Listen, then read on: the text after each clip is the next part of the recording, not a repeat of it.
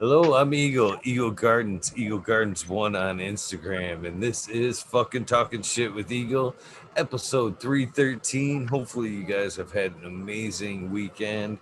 I've got an amazing guest for you tonight that is for sure. You've seen him around in the chats, and now tonight you get to hear his story. Jeff, I just rolled Papalek, Papalia. I knew I was going to Papalia. Papalia. There we go. How you doing tonight, brother? You want to tell us where we can find you and how you're doing tonight?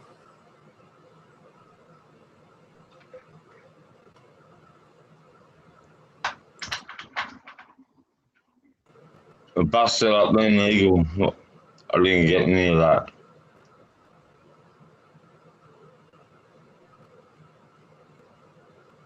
Hello. Hey there. There you go. We got a little bit of a lag tonight. Yeah, can you hear me? I can hear you. So, Yeah, that's better. You've got a pretty amazing story. You've already kind of hinted to me a little bit before in chat. So I guess you could go ahead and pick it up wherever you want to start off. This is a quite amazing story. So pick it up wherever you want to take off, brother. All right. Yeah. I'll pick it up when I was introduced to cannabis. That was at the age of 15 going on 16. And we were actually out shooting. And I come across a big crop of weed in the bottom of the swamp. And anyway, a long story short, we got chased out of there by the horse, but I had one plant in my hand, and but we made one there for me, and we took it. And anyway, it turns out that the crop was absolutely massive, and it was the first time we ever smoked weed, me and mates. And it was taking me to a new realm. I was fascinated from then on. I used it recreational till I was about 20, and grew it. But living at my parents' house, my parents were dead against it. And my girlfriend's parents were from Woodstock days. They were very open-minded about it and let me go there. And so after failures and two leaves through, I smoke, and it just so happens in 2022 we finally got a crop through, and I went out shooting with my brother-in-law one night, out in the paddock, and we just shot a fox, and there was a mob of sheep out in the paddock. And they were all looking the opposite way to us.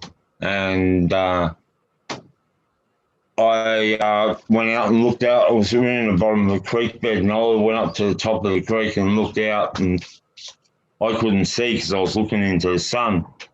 And I turned around and said to Kane, come up in here and see what you can see. And then I heard the gun close, and I turned around, seen smoke come out of the barrel, and out from the smoke, the grey, and I tried to turn my head out the way, and it hit me in front of the jaw here, and everything turned red, picked me up off my feet, flew me about 15 feet through the air, and I hit the deck in a pile of shit. I put my arm out and rested my head so my face wouldn't go into the dirt. Don't know what made me do it, but I did, and that's when I sort of like blacked out, and I had my life flash before my eyes. And I was a baby 1 minute, and then I was a adult, then I was a teenager, and it wasn't in order. And I'm so in this vision, nothing else is happening, and I'm saying to myself, this is not in order. What's going on? And a voice in my head says, you're dying. And anyway, I got up, I was shaking my head saying, I'm not going to die. I opened my eyes, and there was a screaming ring in my ear, and in both of them. And I knew I'd been shot, and I put my hand up to feel it, and the palm of my hand hit the roof of my mouth. And I went, oh shit, she's a bad one. And I got up and turned around just to see who shot me. And I could hear someone screaming in the distance, oh, I've killed him, I've killed him. And then I could make out that voice, and it was Kane, my brother-in-law, and the vision come back to me. And I realised what had happened, and the trouble was he was running the opposite way to the house, which is about 2 k's away from where I was. And I went about 500 metres, and the clanging of these cartridges in my gun jacket would drive me crazy. I took the gun jacket off, kept walking, and then I noticed my boots were squelching with all the blood, and my bones were hanging down here, and they were rattling together from my jaw.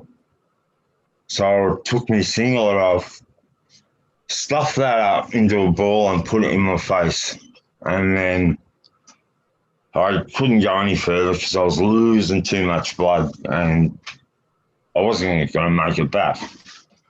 So I sat, and my brother-in-law went running back to get help. And just me and the dog.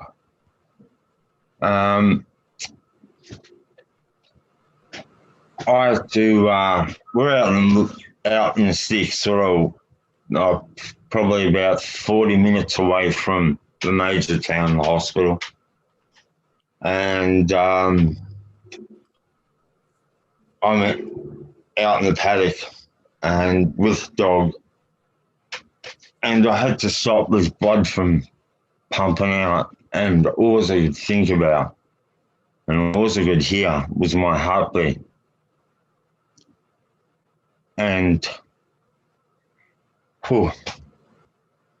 stopping that and slowing it down caused me to want to lie down, and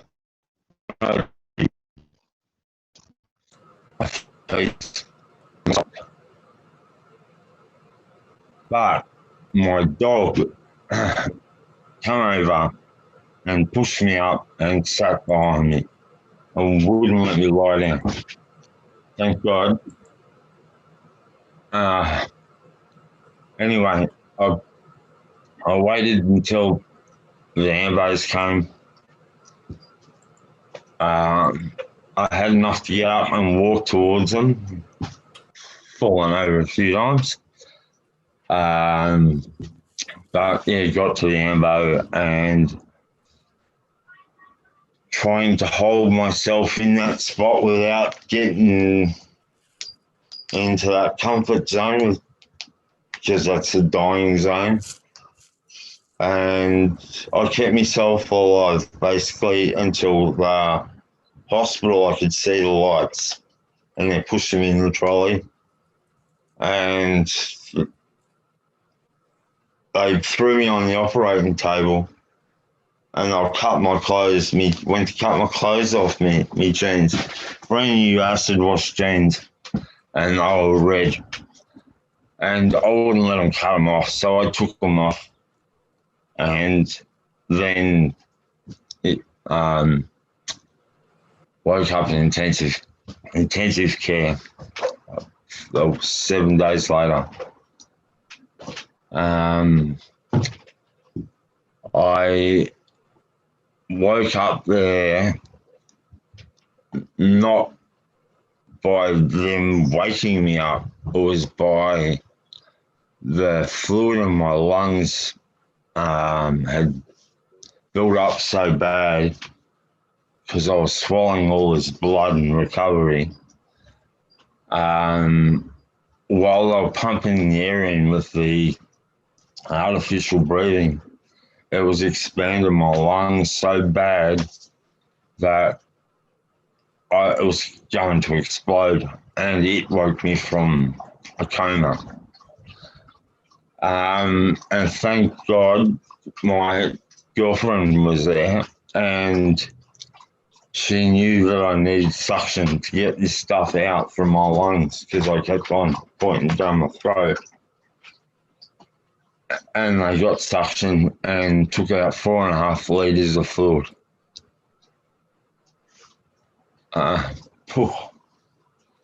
Anyway, I went back into my coma, breathing, and then for 3 weeks later, I was back out in the real world into the recovery ward out of intensive care. And I got a phone call from my boss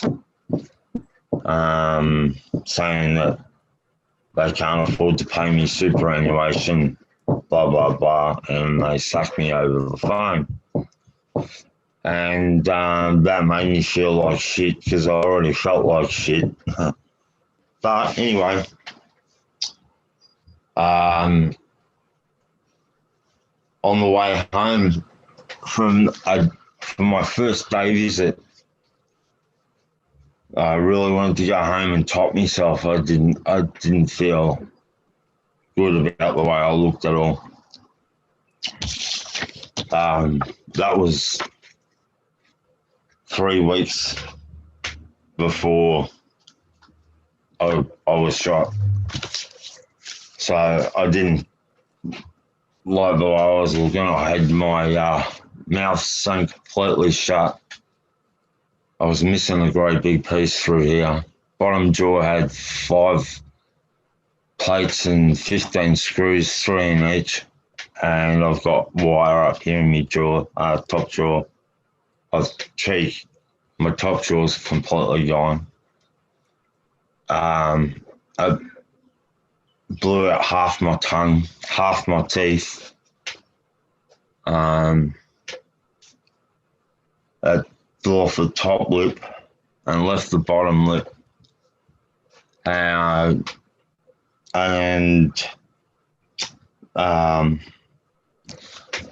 I've had 29 operations in recovery. They've taken skin grafts from every part of my body, my arm, my hair, my shoulder, my inner thigh, my backside. And anyway, driving home, my missus passed me the joint from the plant that we grew over that season, and it gave me tranquility. I stopped crying. I saw future. I saw beauty in the bay that I was looking at. And I thought, maybe this is going to be all right. I've got this plant now. So it started then. My medicine was better than the medicine that they were giving me, which is morphine and opiates. Anyway, I started growing full on out the bush. I couldn't grow at home because I lived with my parents and my parents were against it. So being a shooter and seeing the crop that I saw all those years ago, I thought I'd better start looking for a place like that. And a lot of trial and error, a lot of years, and I finally got it down pat by the late 80s. And just as skunk was hitting the town, because we had nothing. We only had hash back then. There was no green. It was hard to get green. It was only homegrown. Wouldn't last long. Yeah, so I grew out on this swamp, out on an island. It took me 3 years to discover that you need to line this thing. You can't just dig a hole and put dirt in it and it grows. I have to block out all the other interference in that ground and make a bed of its own, because the native plants would take hold and compete with not my plants. And eventually got a system where I was getting 16 and sometimes more pound off one plant. And it was unbelievable. We'd fill a boat. Big effort though to get to there. There was heaps of mates that helped me through that time, because I was using it as medicine and I smoked all the time, and all my mates smoked because that's what we did. And so along the way we got a poultry farm, and we lived there and had our first children, 2 girls and a boy. Two girls experienced a lot longer on the farm. We were there for 16 years or so, and had many a crop growing there.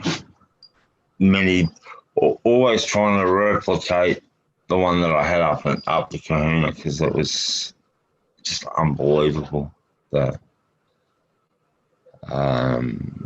quality and the height, the size, a dream. Anyway,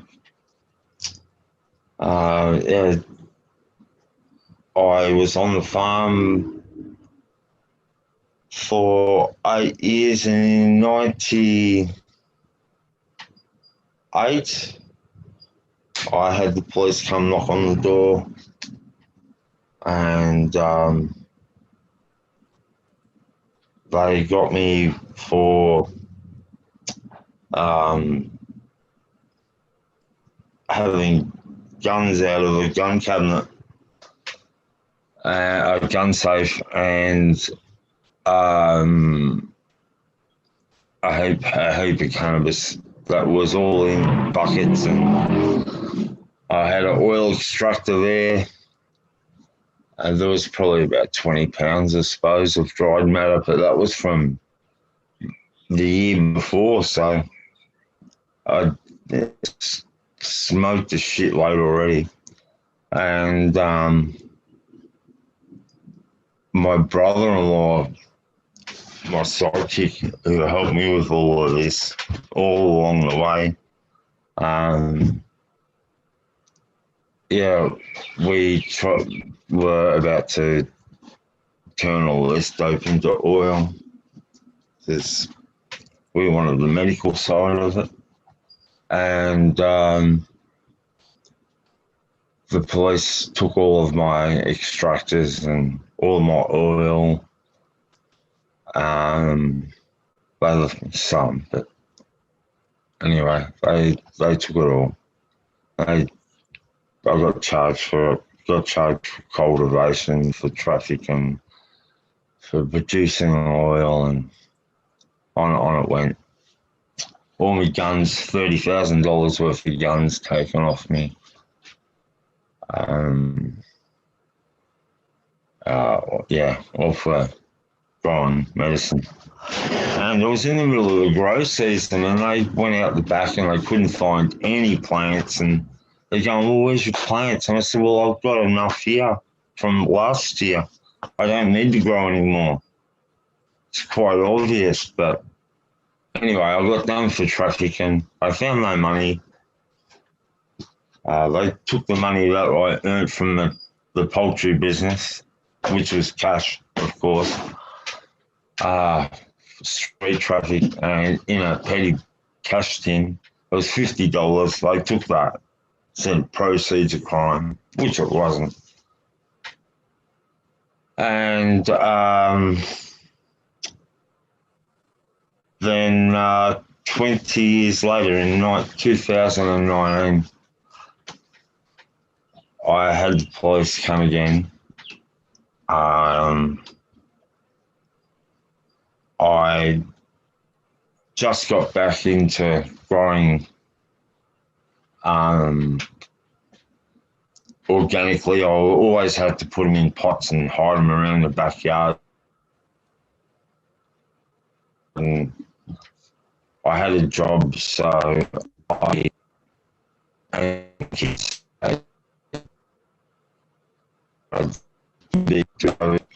And eventually I was injured at work, and I had a wall frame drop on me in 2014.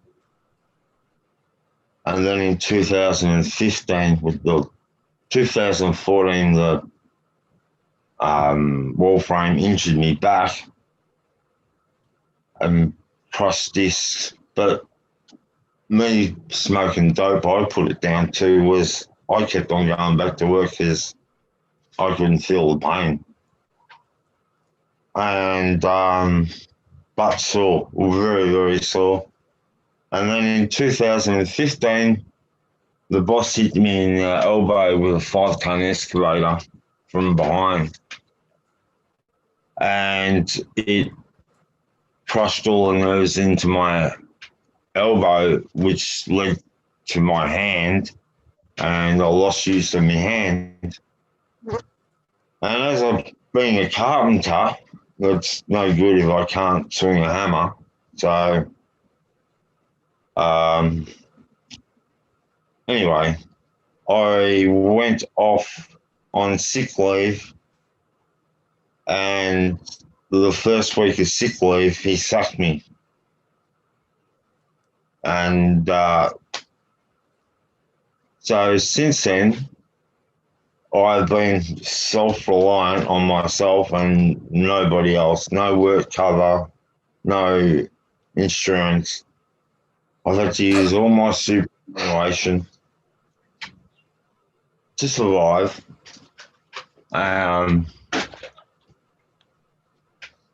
We had the banks knocking at the door because hence no income.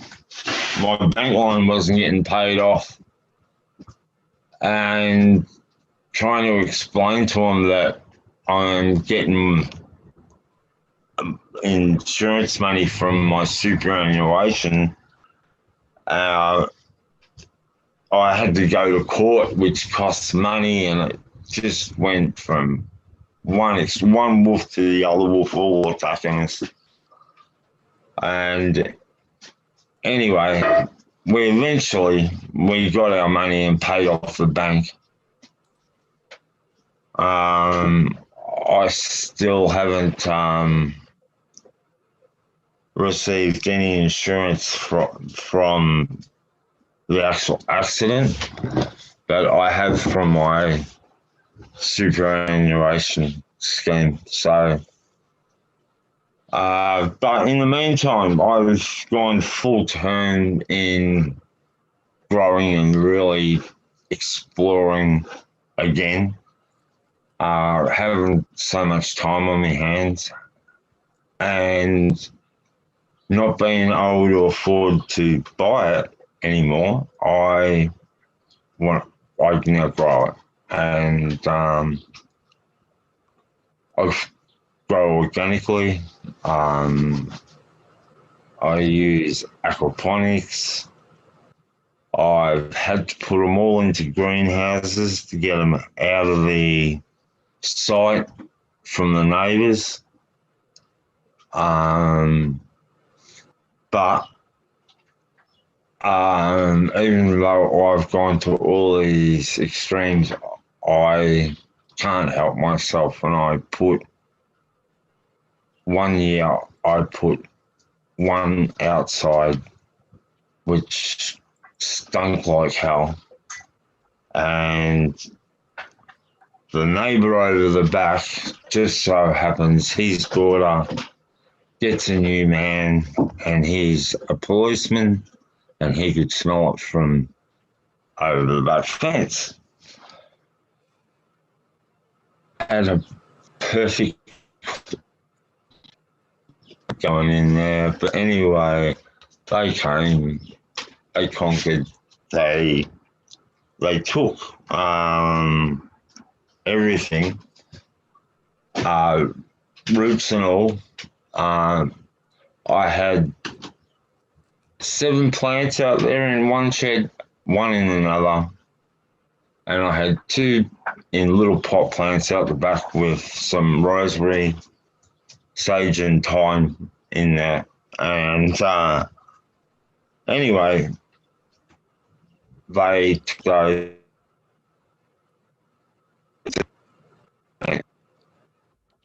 and they've gone to the greenhouses and raped it all. And I've cut off all the past plants, which were autos, so they'd finished earlier, and I cut all the stumps off and left the roots in the ground, as I do. But the police, they dug up all of those stumps and they counted them as plants, and they put them in the total weigh, and they weighed this stuff green and dirt with it. They've arranged the photographs to make out that these stumps had actual green matter on top. And you could see clearly in the photos that it was arranged and it was from another plant that was on the top. And anyway,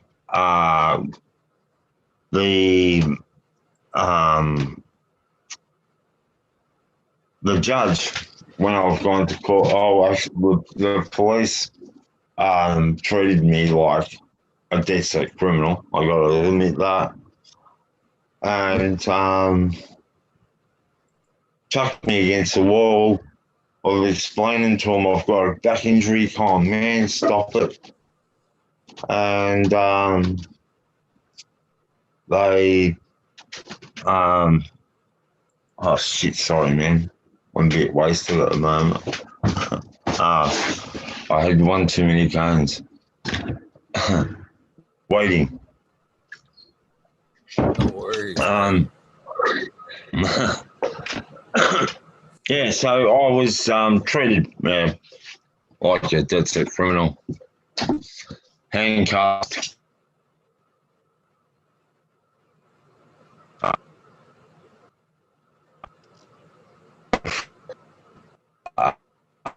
From the other side of the street, and basically got told to smile for the camera and threw me in a divvy van. I could not believe that they'd ring.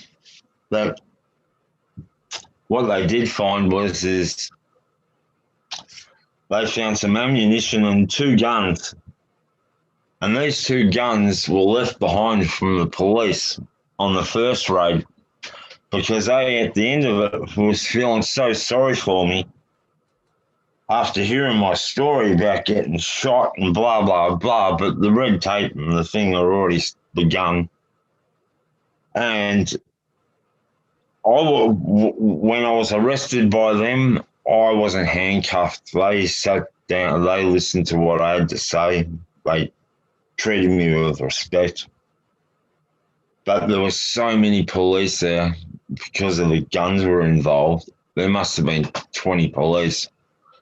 But that actual sat me down and that the rest of them left because the guns had all been taken and accounted for. And yeah, they didn't even handcuff me. But these other police, I was handcuffed and brutalized, basically pushed around, grabbed by the neck. And then I was on the couch and I had a police officer standing beside me, a young fella, about 23 years old, and he had his gun, hand on his gun. He had it unclipped, and he's standing there looking at me, and I'm there sitting with my arms behind my back, totally not a threat at all, and he's itching on this gun. I said to him, "Excuse me, mate, please don't have your hand on that gun. It's freaking me out. I've got something about people with itchy fingers with guns, eh? Can you not do that?" And he kept on doing it. I had to explain to the woman police officer, "Can you get him out? Because that is doing my head in with my anxiety, and stress levels are going through the roof. I get flashbacks with stuff like that." And anyway, as you do, so they arrested me, and I've had to fight the police from taking my house off me because they've got me for a commercial amount because of the weight. They upped the numbers to what they actually were, just to justify the commercial charge. And over here, because if you're done for commercial, your house and belongings can be taken. So I've got all my kids here. I can't lose my family home. Not now. For growing a bit of weed, I can't. My medicine, I can't believe it. But anyway, I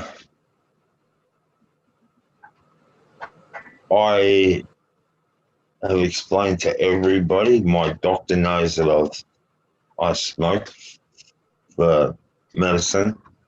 He knows that I don't need the opioids because of it. Otherwise, I'll be having Oxycontin, amitriptyline, and all the rest that come with it. I can't have antidepressants. They mess with my mind way, way too much.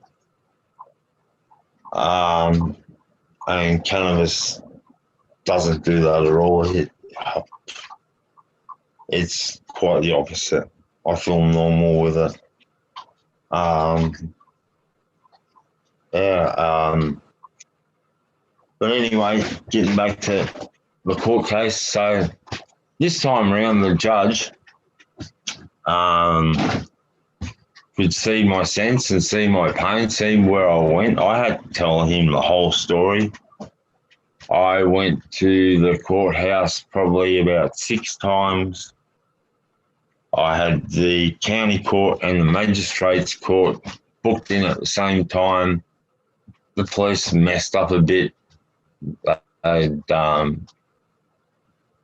sent all the paperwork out to my house, which was supposed to go to the solicitors of the other person. So it was quite funny to find out where the informant lived and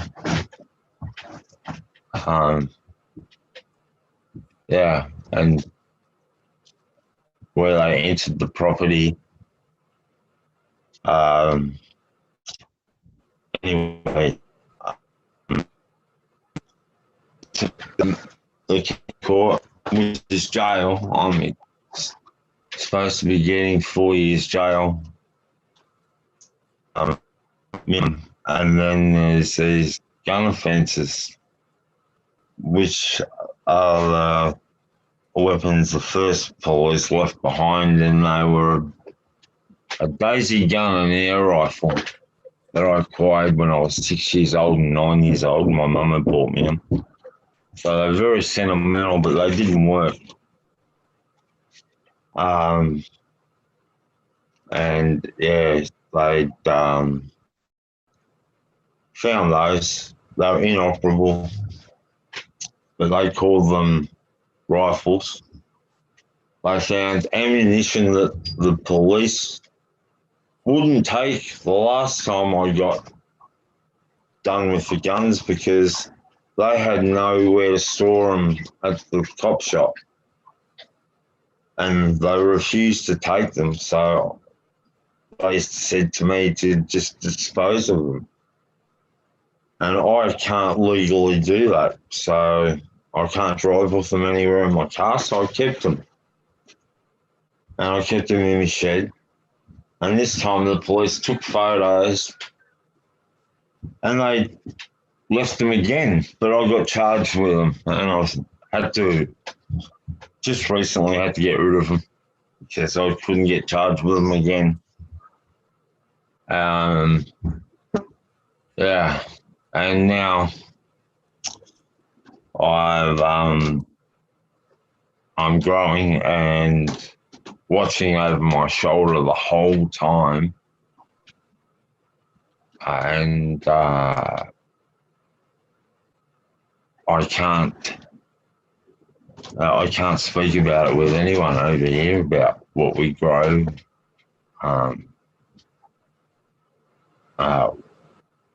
You just can't advertise it because you end up like me, locked up if police come.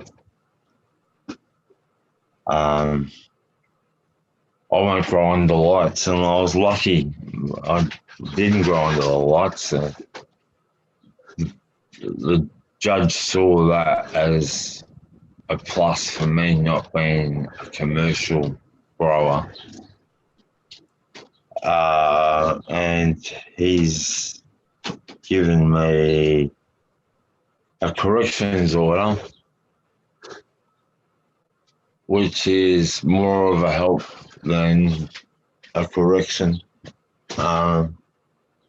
They're helping me with getting on the DSP, and they're helping me with the NDIS, and they're helping me with mental doctors, which I already see every now and then, which is my doctor. And it's not over the shooting, it's more so over me being incapacitated and not being able to work. At the age of 48, I was knocked out of the game, out of the construction industry. I was a foreman. So, yeah, moving on from that and knowing that I couldn't work again, I just stuck my head in.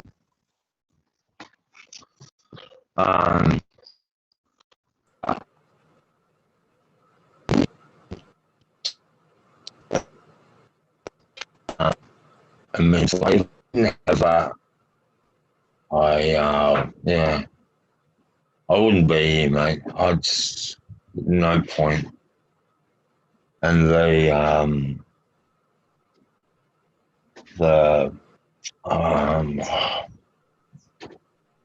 was I going to say? The justice system and the way the plant's viewed over here is, it's gotten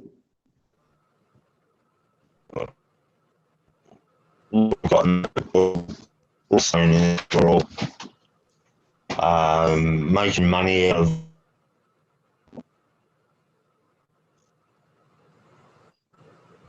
it. You're just commercially selling it and doing it. And it shouldn't be viewed like that. We should be all able to grow it in our own backyard, do what we want. And as long as it's not selling it via out the front and pushing it on to little kids and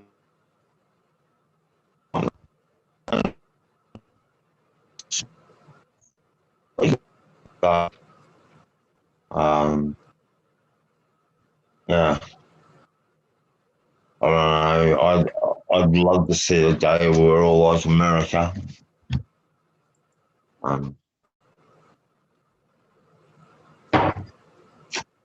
Yeah, freely get out there and speak about it, talk about it, show about it. That's, yeah, really good. I envy you guys. Hopefully that day is real soon. This is tragic. The story that I'm hearing right now for a plant. That's the thing that we're talking about here is a plant. You know what I mean? I just can't understand why for years, and that's just it. For thousands of years, it's been a medicine, a known medicine. We're just pulling it out of the earth and just setting the thing on fire. As comedians have said, there's no altercation here. We're not chemically doing anything to it. It's just a shame that the sentences, the persecution that follows it in some places is crazy. I can't even believe we were talking about this the other night. Even here in the United States, man, some practices that you can be in, like say here in Michigan, you can be driving and go across a border and be in super big trouble for doing the same thing 100 feet that was just legal, within eyes Yeah, view. yeah. It's insane. It is insane, and it's a plant that helps everyone get off other things. Like uh, I've lost 4 of my mates lately to alcohol. 4 of them, and they're all under the age of 60, in between 40 and 60. I've never seen any of my mates lose their lives from smoking cannabis. Never. I heard anyone die from overdosing on cannabis or sending them crazy. I haven't seen it yet. But I've seen what alcohol can do. I've seen how it turns good man into bad man. And yet they sell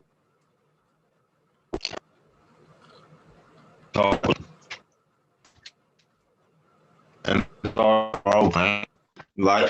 they got no control of. They are ridiculous. It's crazy. One evil, one good, and one's evil. I can clearly see it. When they finally understand that all of us, we can't be talking shit together. Smart people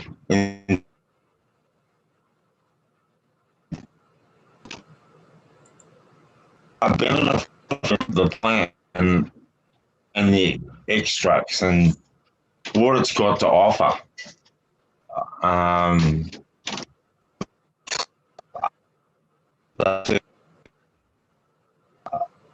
maybe not listen to the big pharmaceutical companies.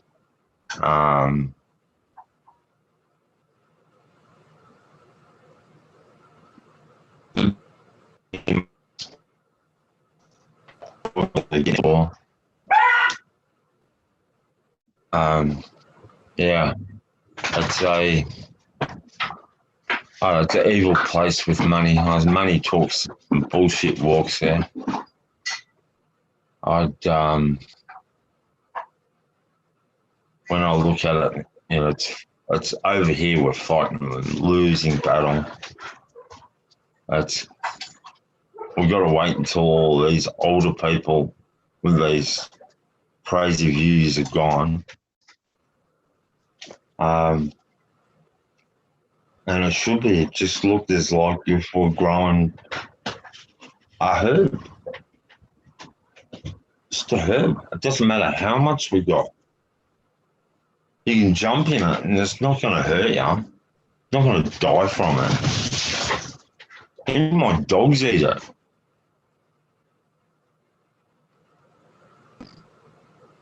I'm not telling them to eat it,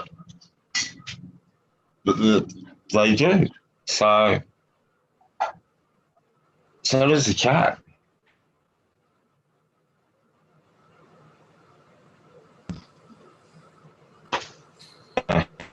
The law don't like it.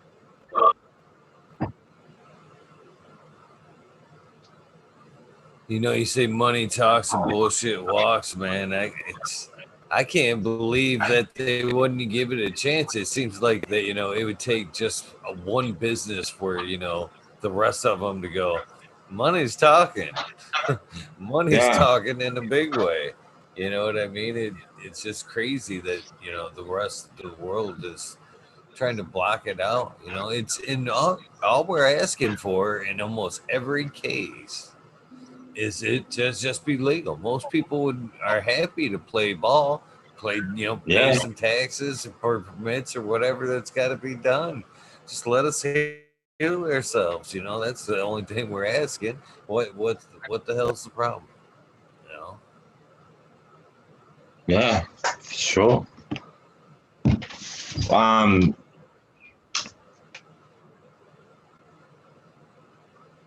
Back, just at least if I document it now, you might get to see it before the police get it if they decide to come again.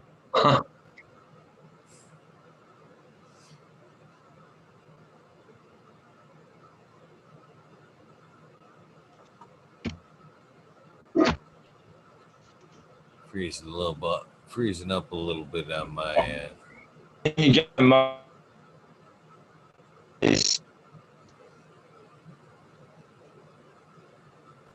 oh, you're breaking up. There you go. I think I can hear you now.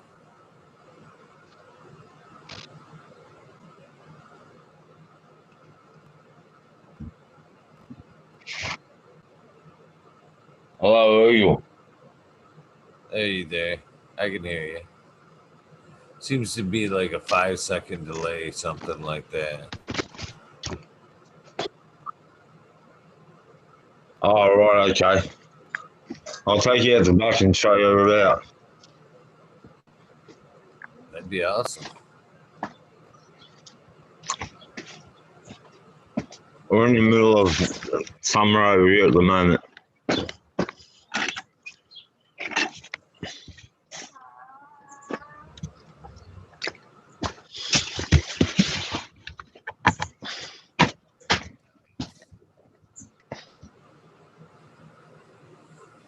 Looking good.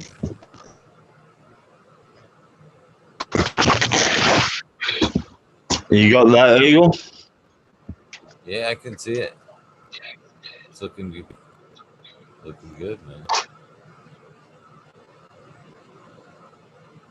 I need to get a greenhouse. So we've got all. Just need to do it. You got one here. as well. Just looking at that, what a nice trunk on that thing. And not bad, is it? Good canopy on it.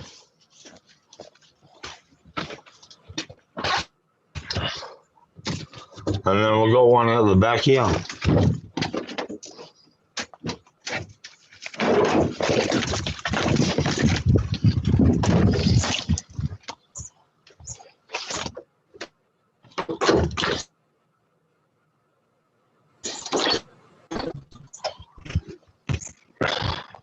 So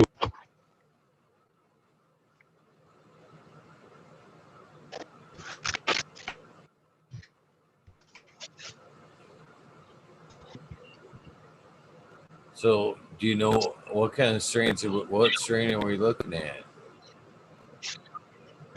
this one here apparently is a Girl Scout cookies.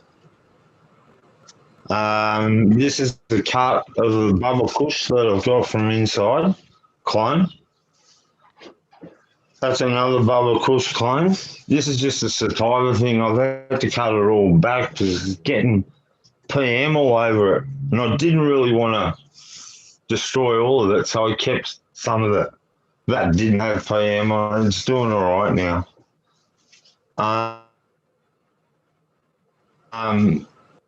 This is a sherbet fast given to my nephew, and it's only like 65 days old.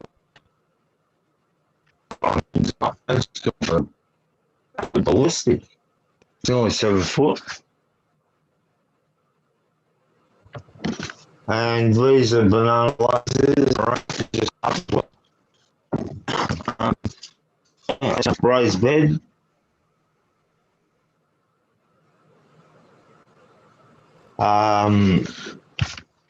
With a pump, can you see down there? From the bottom of the sump, reticulates.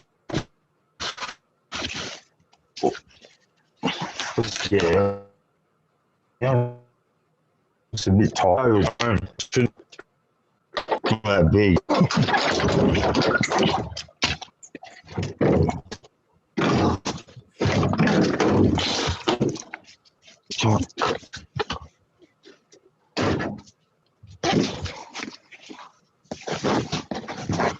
It's a bit tight in here, mate. And then stock on that one's just like massive. Nice. It's got to be like a wrist round, eh? At least a wrist. Yeah. So that one here is that's a Bubble Kush. I've never grown these strains before, so well, I've always had skunk, and yeah, they don't seem to smell near as much. That bigger one up there, that's a bit like a bubble gum. And whoa, I've got over in through here a white widow, a banana blaze, and a meringue at the front here. And yeah, I've scrubbed them off. They're coming off along quite nice. Starting to stretch. I've had to cut all the shade leaves and try to get as many off just to slow them down a bit. So I was stretching too much. And I'm worried they hit the roof. Yeah, I can find just places, small places, it's hard. Love to be able to grow green. Wanted me to ask you about ABC, Australian bed tard cannabis. I probably butchered that, yeah, as always. Yeah. No, I haven't grown it yet. No, I haven't looked into it. I probably should. I like new things. I like something different. Yeah, love keeping something odd. Talking about something odd. I've got one out here that's a bit odd. Oh man, I actually kind of cringed a little bit when the first strain that you said there was the cookies. I was like, oh, it's over there already too. First Yeah, one. yeah, yeah, yeah. And we got this one. It's a three-way. Huh? It's not bad. It's gonna be interesting. So this is a bit of a veggie Awesome garden, job. banana garden. Yeah. I'll just shut this to keep the bugs out. It's pretty cool down here today, so we're only pushing around about 20 degrees. But in the shed it's about 28. So working all right. Working. So are you obviously make what are you doing for amendments for your soil there? I'm using beer hops, sugarcane mulch, potash. I put rotten fruit in and bury it. I bury it in deep. The worms are just incredible. It's just full on. I put 30 litres of beer hops in over the two beds, and it would have been about inch and a half thick. Pushed the sugarcane mulch back on top, sprayed it with a bit of kelp, and within a week and a half, all them hops were gone, completely gone, and become worms. There was worms like you would not believe. It was like a horror movie watching it. Yeah, so it's the worm numbers in there and every other bit of microbe in there is insane. I use the water from the fish pond. It's got plants and whatnot in there as well as the fish. So I drain about 3/4 of the water out of there every 3 months, and I pump it up into those beds up there and that raised bed sealed unit one. I fill both the sumps up in there. So that reticulates over and over that water, and I use it over and over. And that I only have to fill up twice over a grow, and it's really efficient. Too efficient for the size of the shed. You only really need one plant in there. You know, that shed's 3.5 meters long by 2.5 meters wide, and 3 meters high. Yeah, the roof in there. So I did have one plant in there. It grew. It was called a sex bud, and it grew from one end of the shed to the other end of the shed, and I fanned it out to the other side. Done a shitload of cutting out of it to shape it. But when the police got to it, there was only the bottom story. I'd done a top cut, and they weighed it at 7.5 kilos, what was left on the plant. And there would have been, if there was 7.5 kilos they were weighing, there would have been another 7.5 kilos taken off it. It was just incredible, and the quality of the buds were beautiful, nice, big, smell, terpy, just grown to perfection. But yeah, I didn't get to keep the goods. I didn't get to have it. They left me all the shit. They took all my seeds, all the clones that I fucking had males, especially to put over them, a THC bomb and a meringue I had back then too. Yeah, I had 7 different types back then. And I had 4 clones of those plants, which I had males from of the other females that I had, and I put them over that and these clones. And the dirty, rotten mongrels took them, and I was paid off. That was it. No more seeds. And the next year, the very next year, as soon as the police pulled my plants out, I planted more seeds again. And I planted my last of my Odors, which grew out all right, gave me enough smoke quick. I was shitting myself though the whole time because I'd just been done. And then I've grown.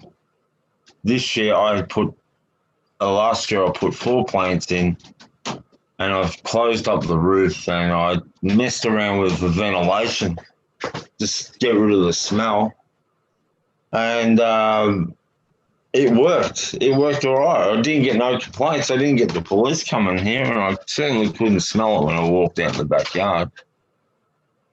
And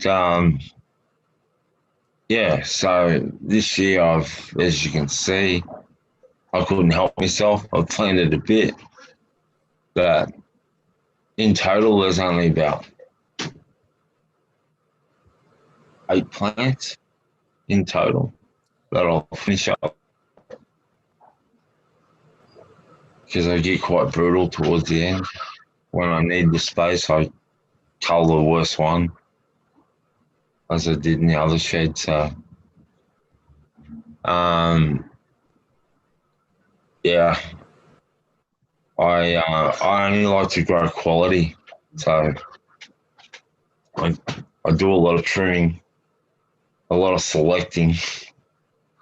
I can't leave another thing growing within greenhouses. I can't leave the leaves on there because of the condensation, and you get mold all over your plant. So you're constantly getting rid of all the old leaves or any leaf that looks spotty. I know so it works as a plus because it seems to slow the plant up from with all this vigor, and it slows it down so it don't hit the roof. I've always had trouble with it hitting the roof. And seems, I do that to it. It seems to help me slow it down and stack it out. Yeah. So Have you seen an increase in bud size versus when you're doing a little bit harder defoliating there? Yeah. Yep. I'm getting rid of all the inferior stuff too, so you don't have all that fluffy shit. You only got that quality, where all the energy's going to, it seems to anyway. I'd have to defoliate. I can't help myself. It's like it's telling me to. I know what happens with the mold, so I've lost plants. I've grown enough now to know what's happening. We never had books, mate. No information whatsoever. So it was all trial and error. And me being out in the bush all the time, I knew a bit about how Mother Nature works. So I try to replicate that. And, and replicate that growing on the swamp type business, because that really means something, all that life in that swamp. to grow a plant like that. I'd be busted if I put that system here in the backyard from 3 houses down the street, the size of that thing. Yeah, but it's something that, yeah, it makes me envy. I'd love to be able to grow the way I do over your place. Have that out in the open, or in some places over there. Yeah. Show people, pass the word around. Right. Well, hopefully that day's not too far off for you. You know, how are like genetics availabilities over there? Are you able to at least get decent seeds or clones in somehow? No, the last lot of seeds I went to, I had to went through seedling that in Spain, and just 15 seeds at a time. They weren't guaranteeing it, and because of COVID apparently. And so anyway, I sent off for the seeds, and they eventually came through, but they came through 2 months behind normal planting time. It was about 4 months it took it to get there, and I was short on my seeds. I only ended up getting 10. I picked 4 of the best, and they're out there, and hence why I've got clones, because I've trimmed them and cleaned up all the bottom branches and turned all of them into clones and handed them out to people. Because you can't, people come and go, I can't do that. And I'm just like, people use it for medicine, so I just handed that out freely so they can grow. And yeah, I grow the clones, so I like to see how they produce compared to the one that I grow in the shed on the scrub. I like messing around with it. I like experimenting. I never grow the same way all the time. I'm always adding something, doing something to it, trying to better it. But yeah, it's very hard here, really hard. If the coppers don't get you, the thieves will get you. So you got to hide it. It's not a good thing.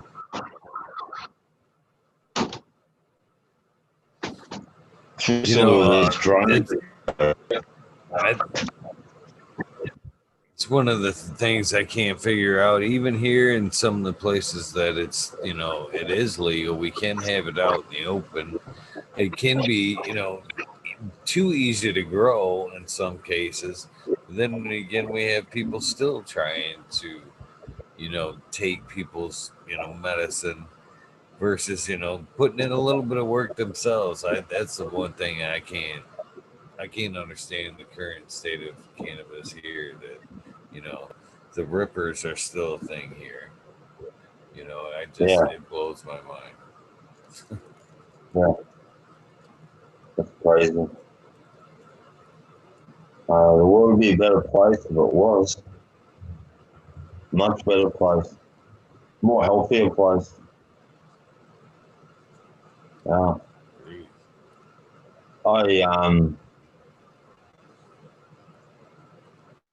I took a lot of inspiration speaking out, because Olivia Newton-John, she is Australia's voice, and she spoke out.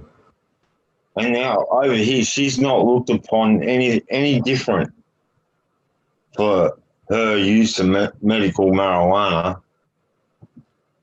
But still, the average Joe who grows cannabis in their backyard is treated like a criminal. And it's bloody wrong. Really, really wrong. If I have if I had doubt and I was out there and pushing it to little kids and they caught me doing that and found my source at my home, fair enough, but the smell of it doesn't kill you. It smells good to me. That's why humans can smell it. If it smells like shit, you wouldn't be attracted to it. Hence, you wouldn't smell it. Definitely agree with that. I can't believe there is places. I mean, that's actually a very strong concern when like in a city grows. What you gonna do with the smells there? You know what? It's. I can't believe people wouldn't want it. You know what I mean? Yeah, Yeah. I think it's an amazing smell. My I always neighbor it across. always makes me, to be honest with you, when I like when it's I'm getting the security leak, I guess you could call it. Like I come out of a room in my house and I can like it hits me that the grow room door is open or something like that. I'm like I smile. I never once went Yeah, woof. You know what I mean? I'm like, oh shit, I got to do something about that. for sure. That's exactly it. Yeah, Yeah. And you're drawn to yeah. wanting to smell it. Like, I was in there trimming away in the shed trying to get all the crowns heading towards the roof, and I had to cut some branches off the side of that Girl Scout cookies, and it reeked just the leaves and the branches. Was gross. I was could not stop. Yeah, I'm really looking forward to that. Really looking forward to it. Yeah. We when I listen to you guys talk and all the strains that you got, fucking blows my mind. Blows my mind. I couldn't even imagine having that many. It'd be like a kid in a candy shop for me if I could get seeds. Yeah, and over here now the seedsmen stopped selling seeds to Australia. We got an email a couple of months ago saying that they'll now stop. They won't guarantee their seeds. Apparently, Australian customers are up their ante on cracking down on seeds coming over. So yeah, it's it's hard to get. I don't know how to get them. I can't believe, man. I've heard of people getting some across there, getting through some through without Yeah, implicating myself too hard. Yeah, like it, I'll have to give it a go. they I hope so. But yeah, it's all about customs, mate. I think. that's terrible, man. I can't even imagine how they detect that, John. To be honest with you, how it Yeah, actually crazy. I It's suppose crazy. legal computers these days. It's crazy what they can do. Uh, Yeah, I can't uh, believe it. It's kind of funny. I know I say it jokingly, but man, the cookies is like everything. It's like very, it's very trendy for one. It's blowing up. It's got its own stores here, And so when you sit, it does kind of. It is nothing against it. It's a good weed for sure. But it's like so worked with right now. Everybody's trying to breed with it, breed with it, breed with it.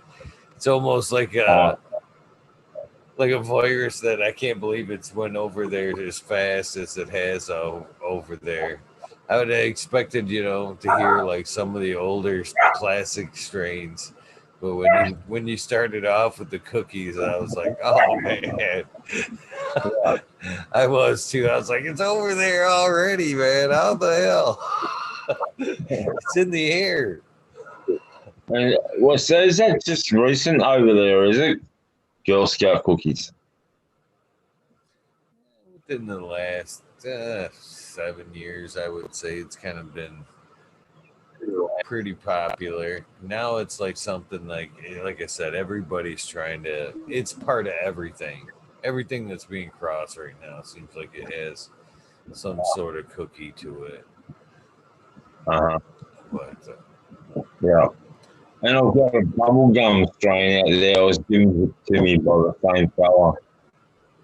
Um, but I was under the impression that these things were autos. So I put them in over the winter time thinking that they're going to go into head and whatnot. And they actually did. This I only put them in July, and they actually took off. And within 3 weeks, they started flowering and like flowered hard. And it was main centre crown out of it. I cut the centre crown out of it. It was probably about that round and 2.5 feet, 3 feet high out of all of them.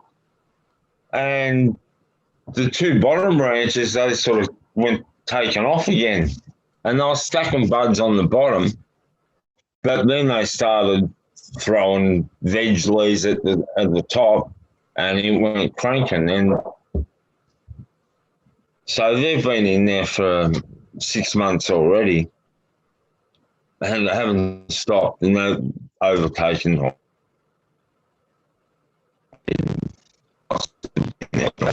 scroll plants in there. So, but I didn't want to kill them because they smell so good. And they're stacking really well now. So they're starting to go.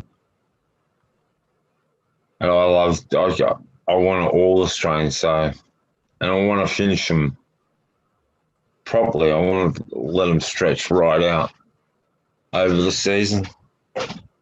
I hate pulling plants early. And I also hate growing any inferior shit. So I'll go in there, and when they're starting to stack, I'll go in there and get rid of all of the shit that's hanging around, but not going to make any quality, and do another cull sort of in there before it really stacks it on. Redirect the energy to the good. And yeah, watch it grow. I love it. Nothing like just seeing a nice big fat crown, size of a football. I love it. so, what is the flowering time like there? I mean, what's the season like at harvest time? So they started about a week ago. 2 weeks ago, they were starting to show the first signs of the pistil coming out on the main branch, and then yeah, the last week now they're starting to go. So they're in the first week, and now they'll go through till late late April. They're finished. Some through from late March to yeah till April. So in the greenhouse too, you can stretch them out because I don't cull them all at once. I go through and take what's ready and let the other finish. So a really selective harvest, and cut when I have to if something's too close to another one and I'm worried about mold getting in there and moisture sitting out. I chop it before it happens. I try to, but I hate finding it in there. It's like a knife wound to the plant to me, and I lose so much with mold. And as we all know, it can overtake in hours. It's gone from wrecking one bud to half a plant. Yeah, so I'm always chopping and trying to produce quality. For me, not the police. I should hope so. I should hope so. You know, they probably somewhere where it's scarce. You know that stuff couldn't have been. Do they actually like burn it? And do they burn it like right in front of you, or do you think that shit's kind of? God, I always hate to see good cannabis destroyed. Hopefully somebody Yeah. took it home. Oh, in this, in that instance, it's all right. I wouldn't blame an officer for taking it home and using it. well, apparently, 2 weeks later, they took it to the botanist, and it's it's 120-kilometer trip from where it is where they were storing it down here. And this is a police officer told me this. And they chucked it in a 6x4 trailer with a box on the back of it and the big crime van, and filled that up and to this place up on the other side of Melbourne, and weighed it and had the botanist do examinations on it, and yeah, it's saying that it was cannabis and what type it was. I'm still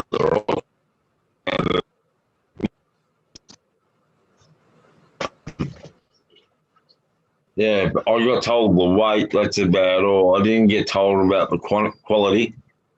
I'm presuming it was good.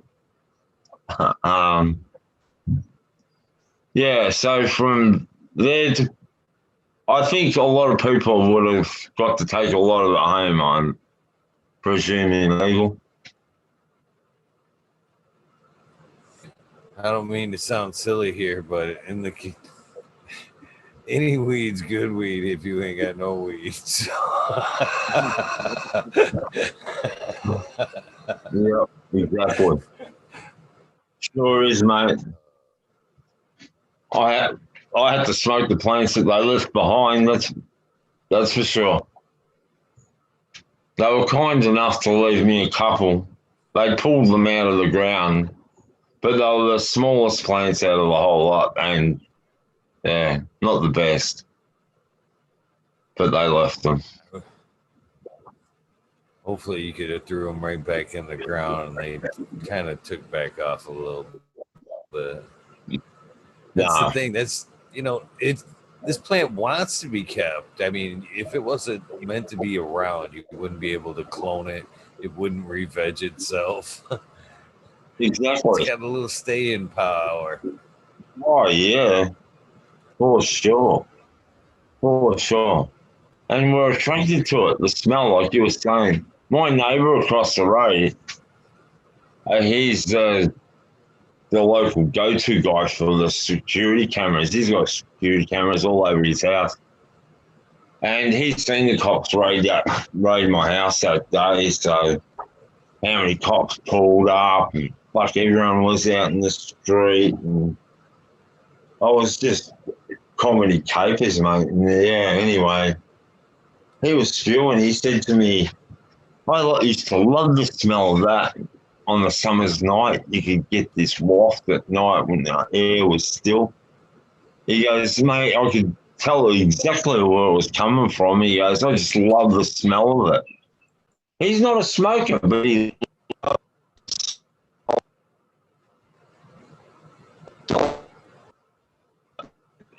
a lot of people who are my enemies around here that you can often smell it. When I haven't been growing it, you could smell it from this house to that house as you walk down the street. But we seem to have a lot of police around here these days, and yeah. Yeah, I try to utilize the wind a little bit. Yeah, the sad thing about it is there's still police when they go home, and if they didn't bother to act on the smell that they can smell in their own homes down the street, it wouldn't be an issue. Do you know what I mean? They take it back to the police force, to the cop shop, and go, let's go bust. I can smell it down the road.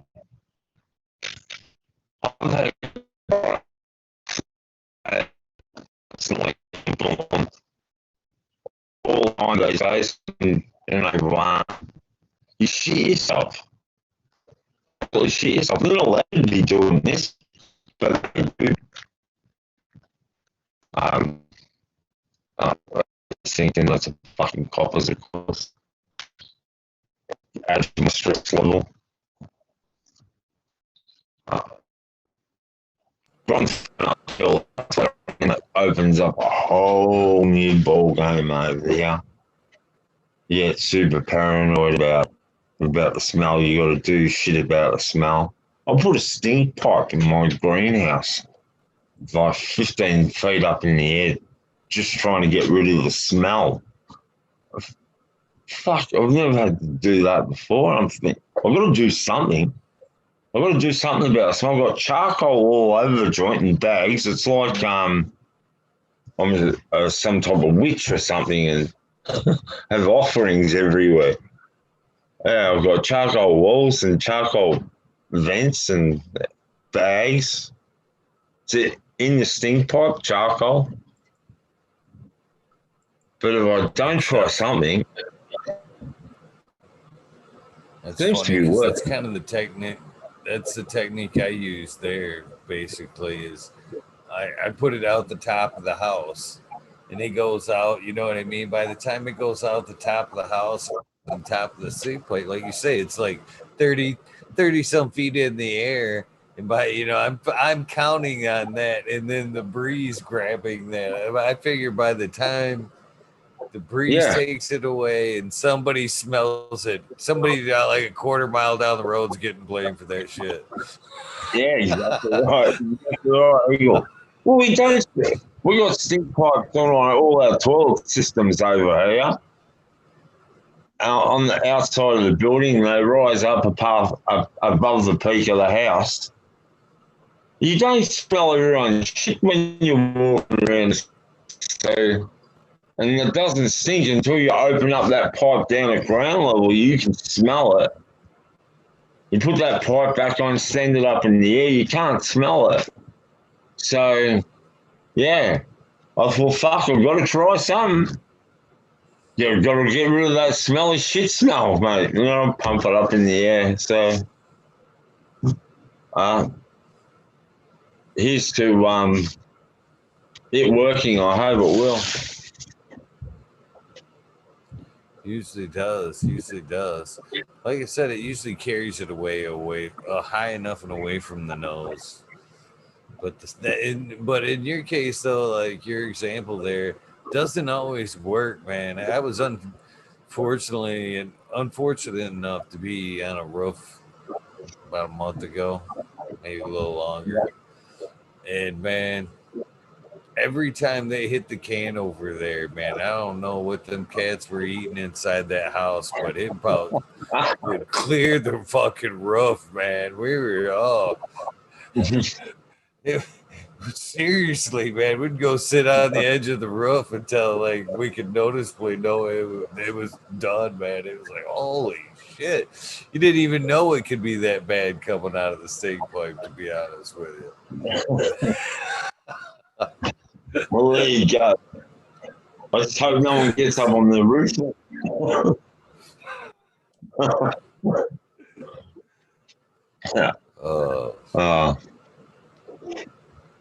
Yeah, the things we have to do over here. I think the law changed. It's actually changed in our Australia's capital up in the ACT. They're allowed to grow 4 plants up there. Um, that came in last year. But that's where all the politicians live. That's not where we live. So, yeah, they're not a criminal up there, and we're a criminal down here in the rest of Australia. It's Eh, crazy. it's the doors opening. Like you said, about money there. Once the other places get a hold, a little wind of cannabis money there, they'll be like, wait a minute, I want some of that over here. Wait a Yeah, minute, why you guys get to have all the extra income over there? Damn it, we want some of that. And yeah, yeah, the greed will push it along, hopefully for very sure. quickly for you. Yeah, that's the sad thing about it, though, Eagle. It's greed driven. It's not craft driven. It's not. They're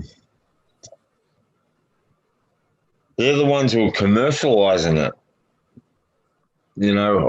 All good and well. We need the nurseries and the seed producers and all of that. But why the fucking pay all those taxes? What for?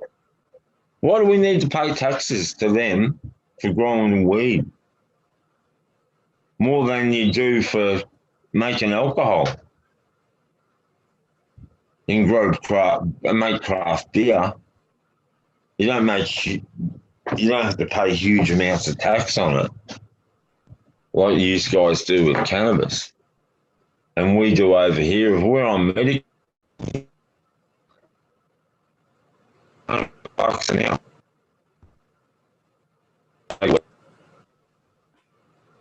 for medical.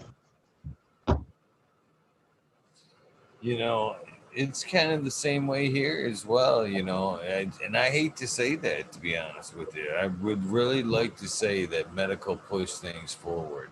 Medical opened the door up in a lot of cases for here in the states, but it was the greed. Once a few of the states went wreck, and the other states looked around, went, just like I said, really. Really? Mm. That's what they're making off of that shit? And then we want some of that. And then the medical kind of followed behind, a little bit of the way. But in the same aspects, this is the way I feel about it. I feel like it is the money that's going to unfortunately break the door down, the big business. And at this point, I'm like, fucking let them break it down the door. Let them break down the door. Let them take down the door. Let them take it down for all the right reasons. And then when they go in and fuck it up and make it all bland, us guys can come in once the doors open and be like, okay, let's show you how it's done. All right, you guys scoot over, take your bland ass cannabis over there, and we'll show you how to grow some real shit, craft style.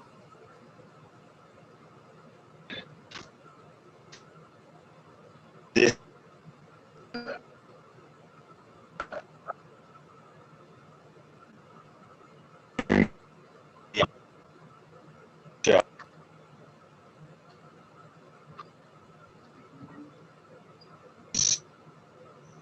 on.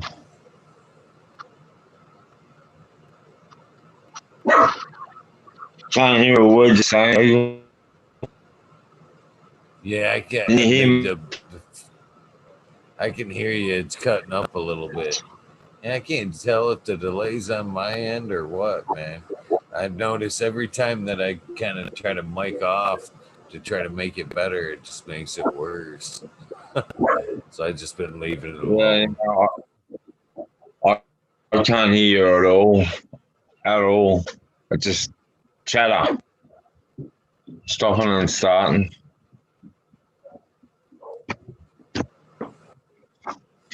Yeah. Yeah, you would believe that in today's day and age, the smoothness of the internet would be just a hair better. Yes, you would. You would. We're all experienced. They've had at it. We certainly grow our plants better than we used to. Another thing that I don't like about the medical is why do they go down to the aspect of it and grow it that way on a chemical and salt basis when the plants aren't designed to do that? And you're not going to, it's not the right way to do it for the plant. Organics are nature's way to do it. And should we be selling that as medical cannabis when it's been fucking man-made, basically, force-fed?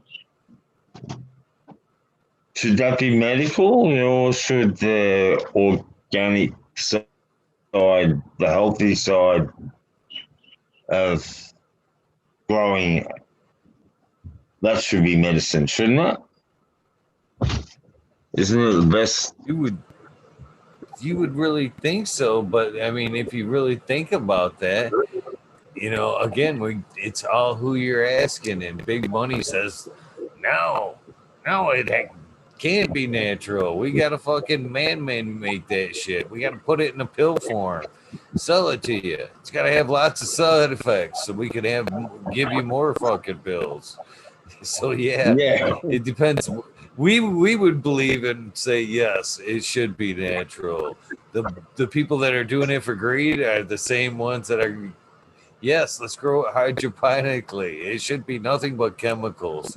It's a medicine. that's right. Yeah, exactly right. So there's money to be made in that whole industry, and maybe that's where we need to bring it undone as a consumer and demand that we have our medicine grown organically and a healthy way, because the other way, the bullshit way, is the wrong way to do it. Because as a consumer, what are you smoking after you burn that plant matter and that chemical what's in the plant? There's got to be salts and where there's money, there's greed. bits and pieces left in it. So, and they're not going to let cat out of the bag, because they probably produce the salts, the chemicals, the bottles that it comes in.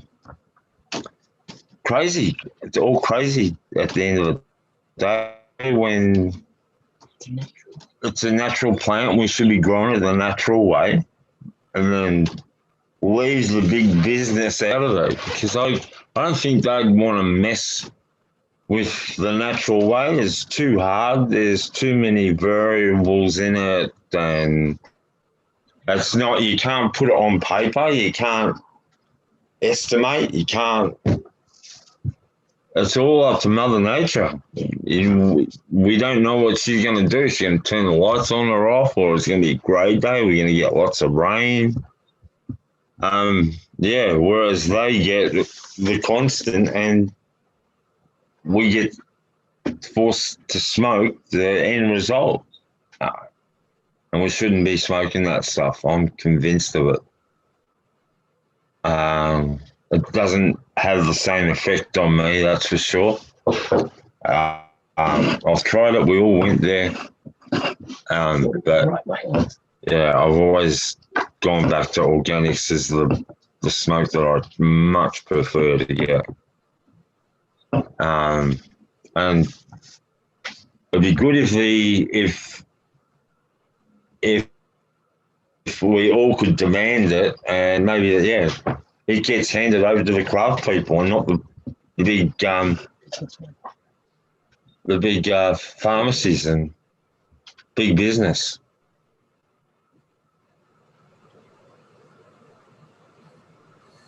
Well, I think that's one thing that for here in the States that why we've seen the medical slow down a little bit in the push for rec. I think that big pharma had some to do with that, and I really believe that because I what I see in recreational cannabis is the decline, unfortunately, in studies in medical cannabis. Because I'm afraid as recreation goes, I mean, how medical works here, you actually have to go to a doctor. They have to, say you need medical cannabis for one reason or another. Then you get a card or a permit. And then what's happening here is, as it's states are going wreck, state by state, people are like, well, I don't need this fucking card anymore. Why do I want to go through this process? So when that happens, as money's being funded, research is being allocated, they're all of a sudden looking at numbers and 5 years before, a couple years before, they were like, look at these numbers. Research has to be done here. You know what I Yeah, mean? These shit's yeah, off the charts. And now that it's rec, they're the cards aren't there and shit. They're like, well, what happened here? We needed this money for research, and now there isn't, case case study here worth studying here. There ain't no cards or nothing. And I'm afraid that the medical aspect of it's gonna fall beside. And I think that's what big pharma wants. You know what I yeah, mean? They're like, hell, make it rec, just like alcohol.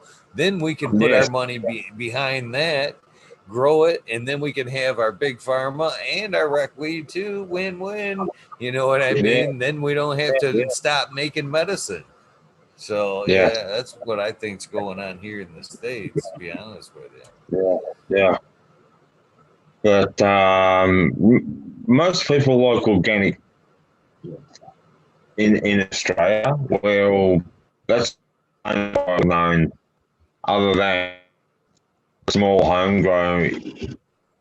Every now and then you get a big commercial run that comes through, but it's all wet. It's sold dried it's not cured, it's not done properly. It's all commercial. It's pumped out the door, easy money, and yeah, I don't like it at all. So but there's not much of that, not much at all. It's just hit and miss. uh i I personally haven't had to worry about scoring. I don't like involving that criminal element to it. I'd rather be able to go out to my own backyard and involve nobody else but me and the plant and get my medicine that way.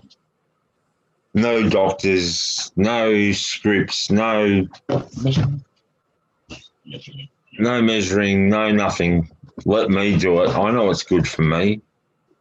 I've never smoked myself to death, and I've had a lot of pipes, and I've never died from it. Never. No, not yet. No, I've never fallen over from it. Not yet. Got close, but never actually been out of control. Whereas alcohol, on the other hand, I've been out of control. And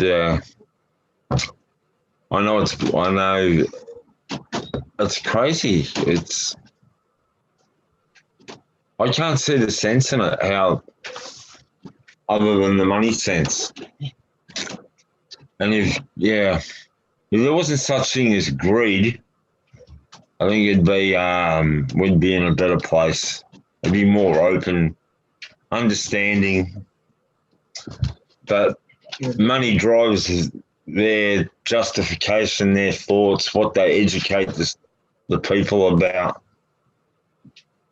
Well, you're educated over here that it's bad for you. It's the start of the bad road. You'll get on heroin. You get on everything else, lose control, all because of a joint. That's not true at all. Would have saved a lot of people if they took on that. instead of everything else. But anyway, yeah, crazy. Crazy we have to justify it. It is, and you know, it's we talk when we talk about cannabis as a medicine too. You know, a lot of the times we're finding out that one of the real medicines is actually being able to cultivate the medicine ourselves. There's just something really, very very medicinal Metaphor. about raising the plant there, spending that time in the garden, working it, producing your own medicine. I don't know if it's like a Yeah, placebo effect or it's just that it's self empowerment that you are healing yourself, you are creating your own medicine. Is yeah, that's healing all in itself. But once you actually can use the medicine, definitely a win-win. It's a healing throughout the whole thing. It's sad that they actually deny the patients that aspect of it, over there, because I really believe that's where most of the healing aspect comes from, is the cultivation of it. yeah. It does. It does. All your stress, your worry, that all goes out the door, and your focus is on the plant and the environment. And while I'm in there, I don't think about the place at all. That stress is not out of my mind. It's the minute I shut the gate and my other senses are going 100 mile an hour trying to smell. So uh, that's the only time that I stress. Or there's a big bang on the front door. Uh, Other than that, inside that shit, that's medicine, man. That's, yeah. Listen to the plants, what they want, give them what they need. It's, yeah, really good medicine. And then it's even better and satisfying when you grow good medicine at the end. Um, and the way you cure it, the way you treat it like it's medicine. You just don't hang it up in the shed. You hang it up in a controlled zone. Yeah. You don't let mold set in. You don't let bugs get in. And that's medicine. That's a part of your medicine. Curing it in the jars, burping them, smelling them. You can smell it getting time.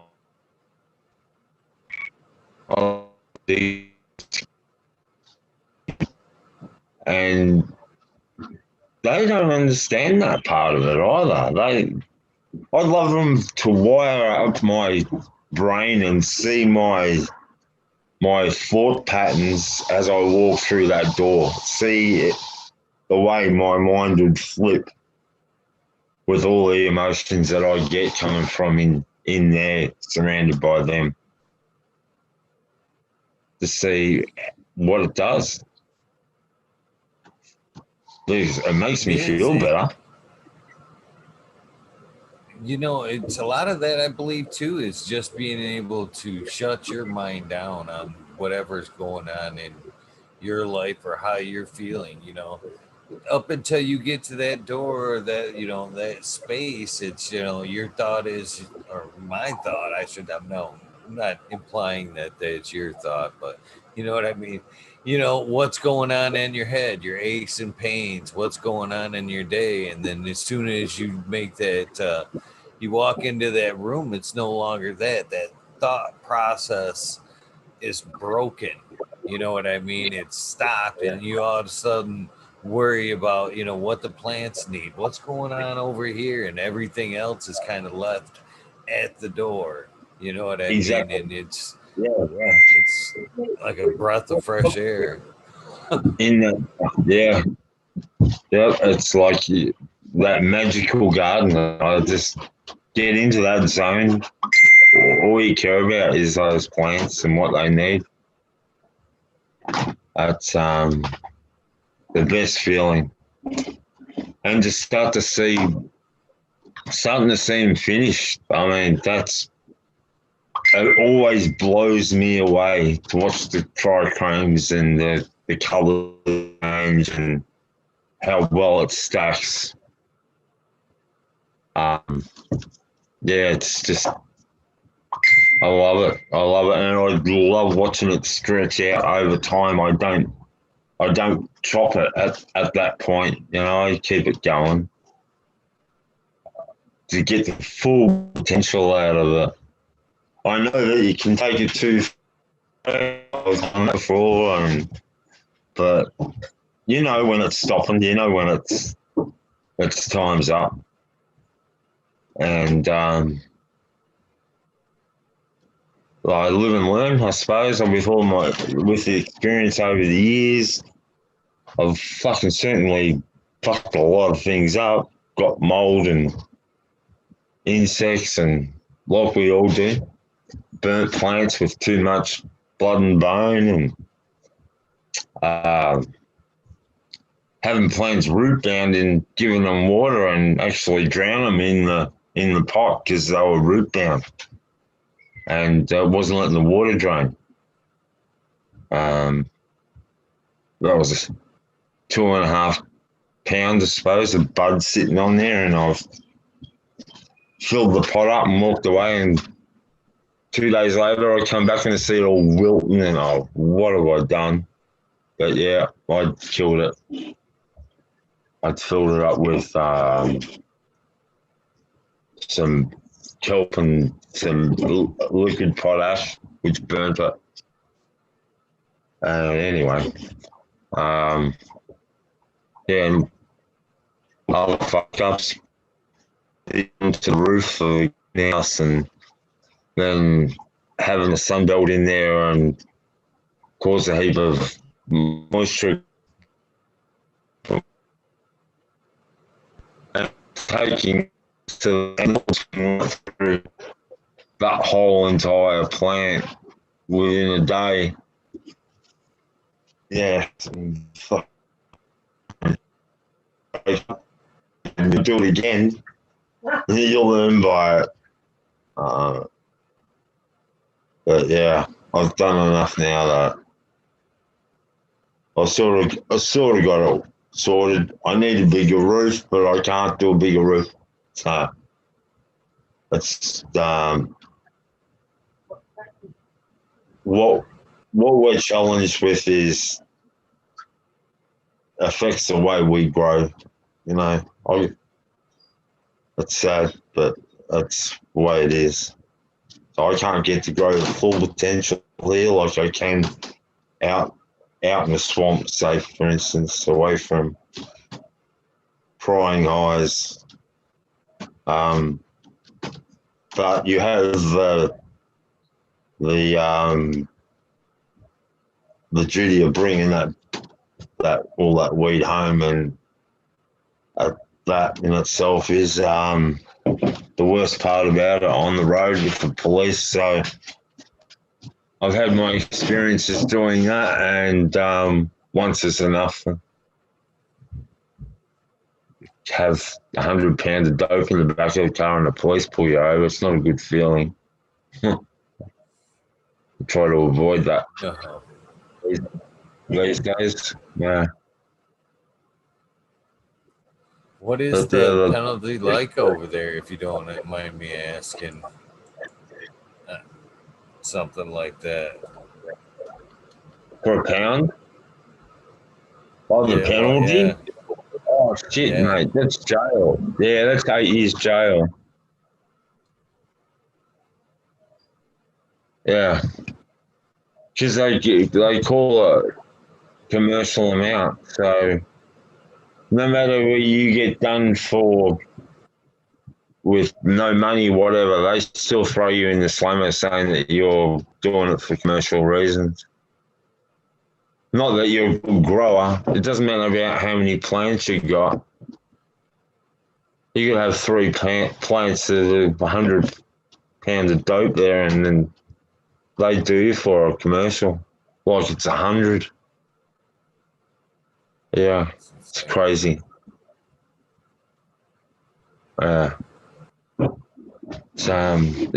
It's it's to justify their job, I suppose.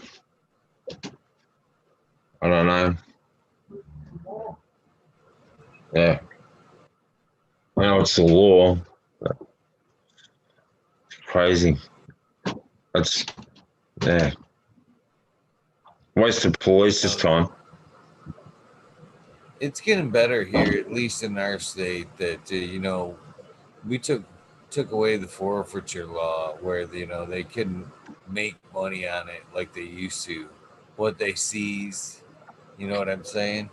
So once you took away that, and they were like, fuck it. They lost all interest in it once they lost the money in it, potential money in it. For sure. Yeah, yeah.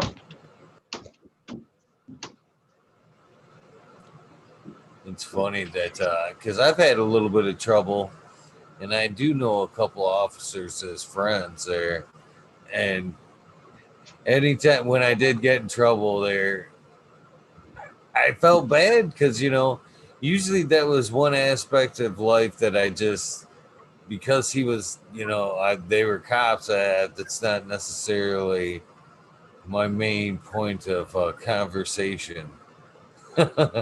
You know what I Yeah, mean?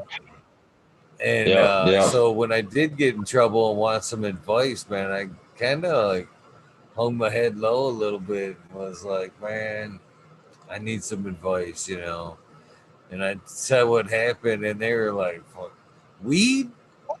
Fucking weed? Nobody gives a Yeah, shit about weed anymore. yeah, They pretty much laid it right out for me. They were like, let me guess. It was a holiday. It was a young buck. I'm like, yup, yup.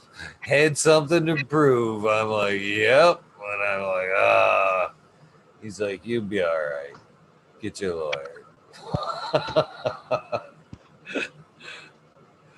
And that's what I did. I fought that shit all the way through. But lucky, lucky. yeah, yep.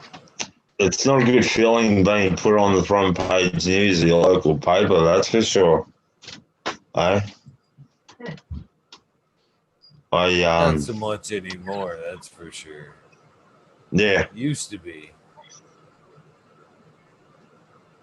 Well, it was funny. My physio said to me, "Any publicity is good publicity, Jeff." So about it. It made me look at it a different way. Oh well, it could help change the law.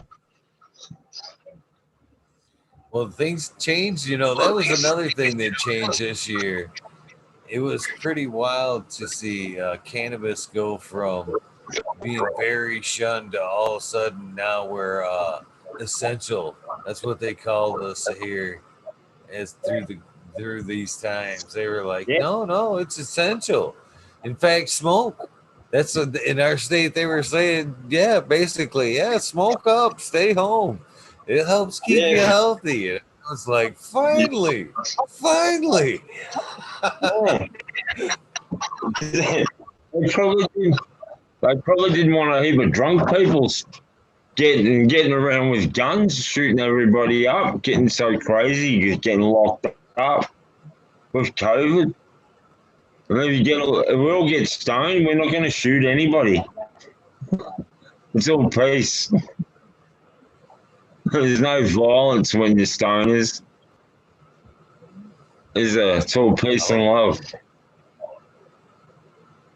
it was a funny phase going through there, man. It's definitely made it weird, man. Again, man, it's changed cannabis here in so many ways. So many ways. In fact, like there was at one point in this mess, it was so weird. It was harder to get a pack of papers than it was to get cannabis. Like you like go up to like the tobacco shop and you had to like knock on the door and be like, okay, couple 2 packs of papers, and then they'd run them out to the door to you. I'm like, this is fucking weird. I just pulled up, Yeah. just went to the dispensary and did, they run it out to the cars like that. I'm like, this is totally weird, man. You can actually like put your order in online and just pull up and honk, and they're just running it out to You you like Dairy Queen and shit. That's living the dream. That's living the dream, brother. Right. Hell, I'd love to have that here. They It's Uber it. different. Yeah, they probably do have like an Uber. I'm surprised they don't have like that. Like, I'm sure there are deliveries that do that here. It's got to be somebody filling that void. Yeah. Yep. It's weird though. Oh well, It's taking some of the it'd be a profitable business. buying the fun out of it though, because you don't actually get to go in and like see anything anymore. The last time I had to do it, I actually like, and I don't go in there very often. I actually just like shorted myself for the trip. You know what I mean? I needed a couple pre-rolls to finish the ride home, basically. Yeah. I I pulled up and they basically just handed me like a laminated menu in a crayon. I didn't even get to look at like no samples or nothing. It was just like mark what you want. I want one of those, one of those, one of those. They came back and took the menu and came back in a few more minutes and brought me my pre-rolls. I was like, Wow, this is that's weird. crazy. And was it what you ordered? Did it taste like what you ordered, or was it something new that you just tried? Oh, it was horrible. Don't get me wrong, it was horrible. Those chemical companies, eh? Yeah, as a grower, man, I got on the highway, man. I shit you not. This is a true story, man. I did like a pit stop, and it was just like it described, like I'm describing it. I was like, oh shit, I forgot to grab me some pre rolls. I'll like see like the sign like McDonald's from the highway. I'm like, hell yeah. Pull off and shit. And I'm like, I grabbed the menu. I'm all cheesing. I got one regular, one like extra special and shit. I'm like, yes. Yes. I I'm fucking cruising. pull off and get on the highway and I'm chiefing along and I'm like, this is bullshit, man. This is somebody's shake. I can't believe I just paid for this shit. And then I'm like, fucking, I get a little further down the road and I got one that was like a fire stick, they called it. And that was like where they roll it, they put oil in it, roll it in the keef or whatever. And it's like, oh, I was like, so I've got high hopes for this one, man. I fire it up and I'm hitting it, and it was like candy coated shit. I mean, it actually tasted worse than the other one. I was just like disgusted.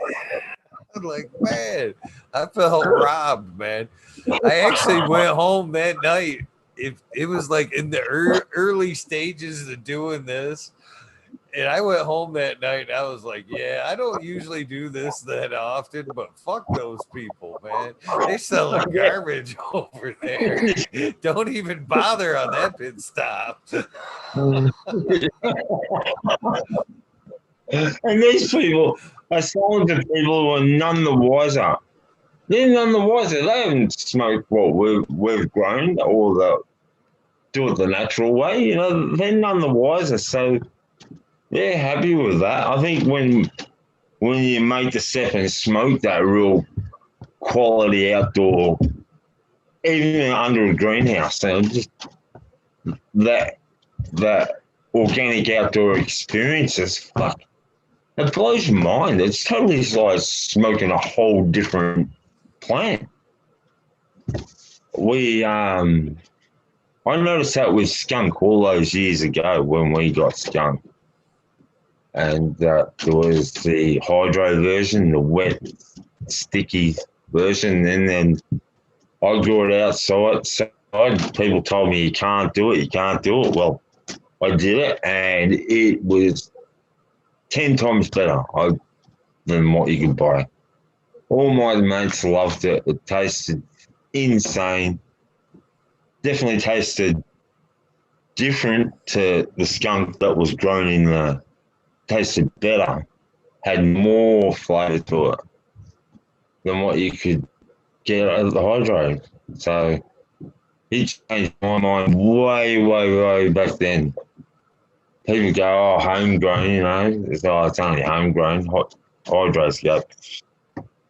If you know what you're doing, homegrown's the best. It is the way best. You know what's in it. I know what I do put in mine. And like you said, it's that medicine. Yeah, extra bit of medicine, isn't it?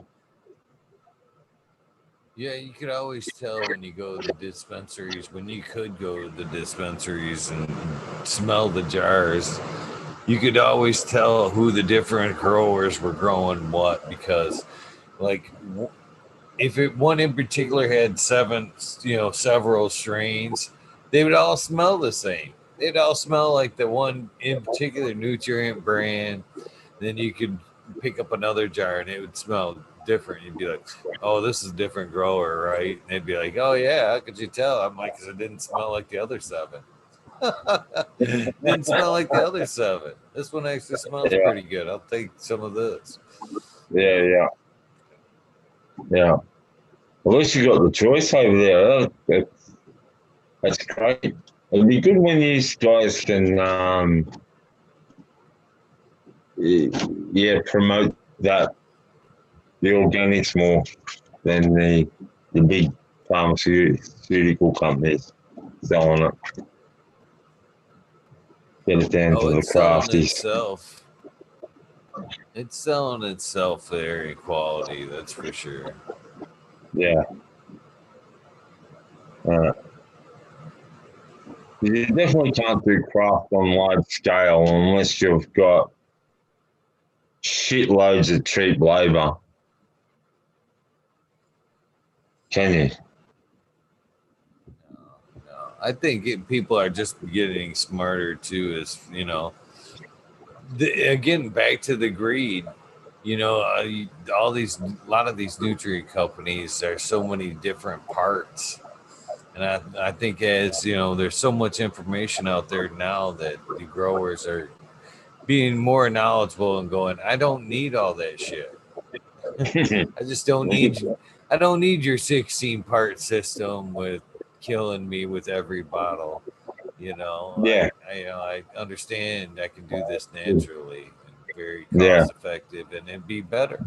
You know, yeah, I'm coming back around for sure. I'm coming yeah, back around. I tried to even cheat it. I tried to take it down to like the bare minimum, as far as, artificial nutrients go. The salts, just the plain old salts. You don't get no cheaper than taking the water weight out of it and mixing up just your salts. And it was, it's effective. You can grow some good plants in there. Does it taste as well as the, organics? oh, Nah, I'll be the first to admit that. And for me, I thought, I was also cheating by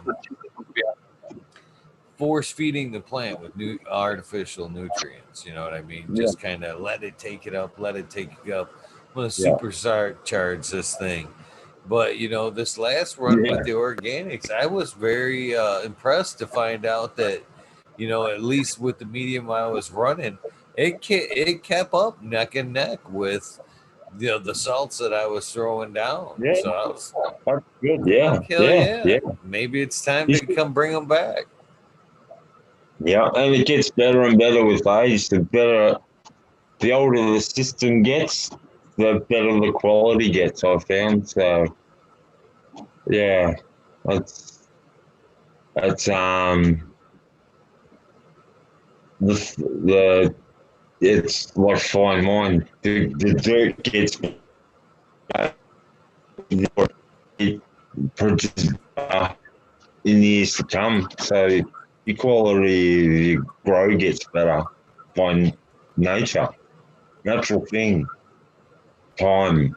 That's yeah, that's good. I some men's in there that are just solid worm castings. It's a 3 foot pile that's been broken down to a foot high, and it's just castings. Just throw your hands right through it up to your elbow, and it's so light and fluffy. And the plants just go nuts in there. Um, yeah, it's a good medium. It's I think it works really well. I love it. But I admire all blokes the way they grow, but I just don't like the greed, the money, the corporations with hydro. That's something that's you put out the backyard, do it out the backyard. You shouldn't have to be forced to grow it in your tents, or you know what I mean. If it's cold over there, I know I can understand why you use it in your basement and all that because of the weather, and do a winter crop. That's grouse, but there's nothing better than the sun, watching the actual sun do it. I don't know. I I enjoy the outdoors, I suppose. uh, I I agree. I agree. It would be nice to have like a bed. You know what I mean? An outdoor area where I could have be building like a prize bed. You know what I mean? Indoors, it's yeah, yeah. hard to get that That's bed going where you just can reuse. But it'd be nice to have one. You know, that every year I'm gonna pull, I know I'm gonna pull some dank out of that strip, that bed. You know what I mean? The prize winning bed, if you will. I, yeah. This might sound crazy, Eagle. Where we lived out on the poultry farm, I had this nice big grow room in there, and had a heap of soil. And when we shifted out to here, out to suburbia, I said to the missus, I'm taking all my dirt. She said, what, you taking all your dirt? I said, yeah, I'm taking all my veggie dirt and all my grow dirt because, I've been doing that for 15 years and I wasn't going to leave that behind. And so, yeah, we got 7 truckloads of dirt delivered all at my new place, as along with all of our furniture and clothes and all the stuff for the house. The people must have thought I was fucking nuts, mate, straight from the word go, because there's not many people that get their dirt delivered the same day they move into the house. So, yeah, and I used all that dirt out the back, and it's still here today. So I can't part with me living soil. that's That's from awesome. 30. I'd like to see the neighbors at the other place going, is he actually taking up the dirt? Yeah.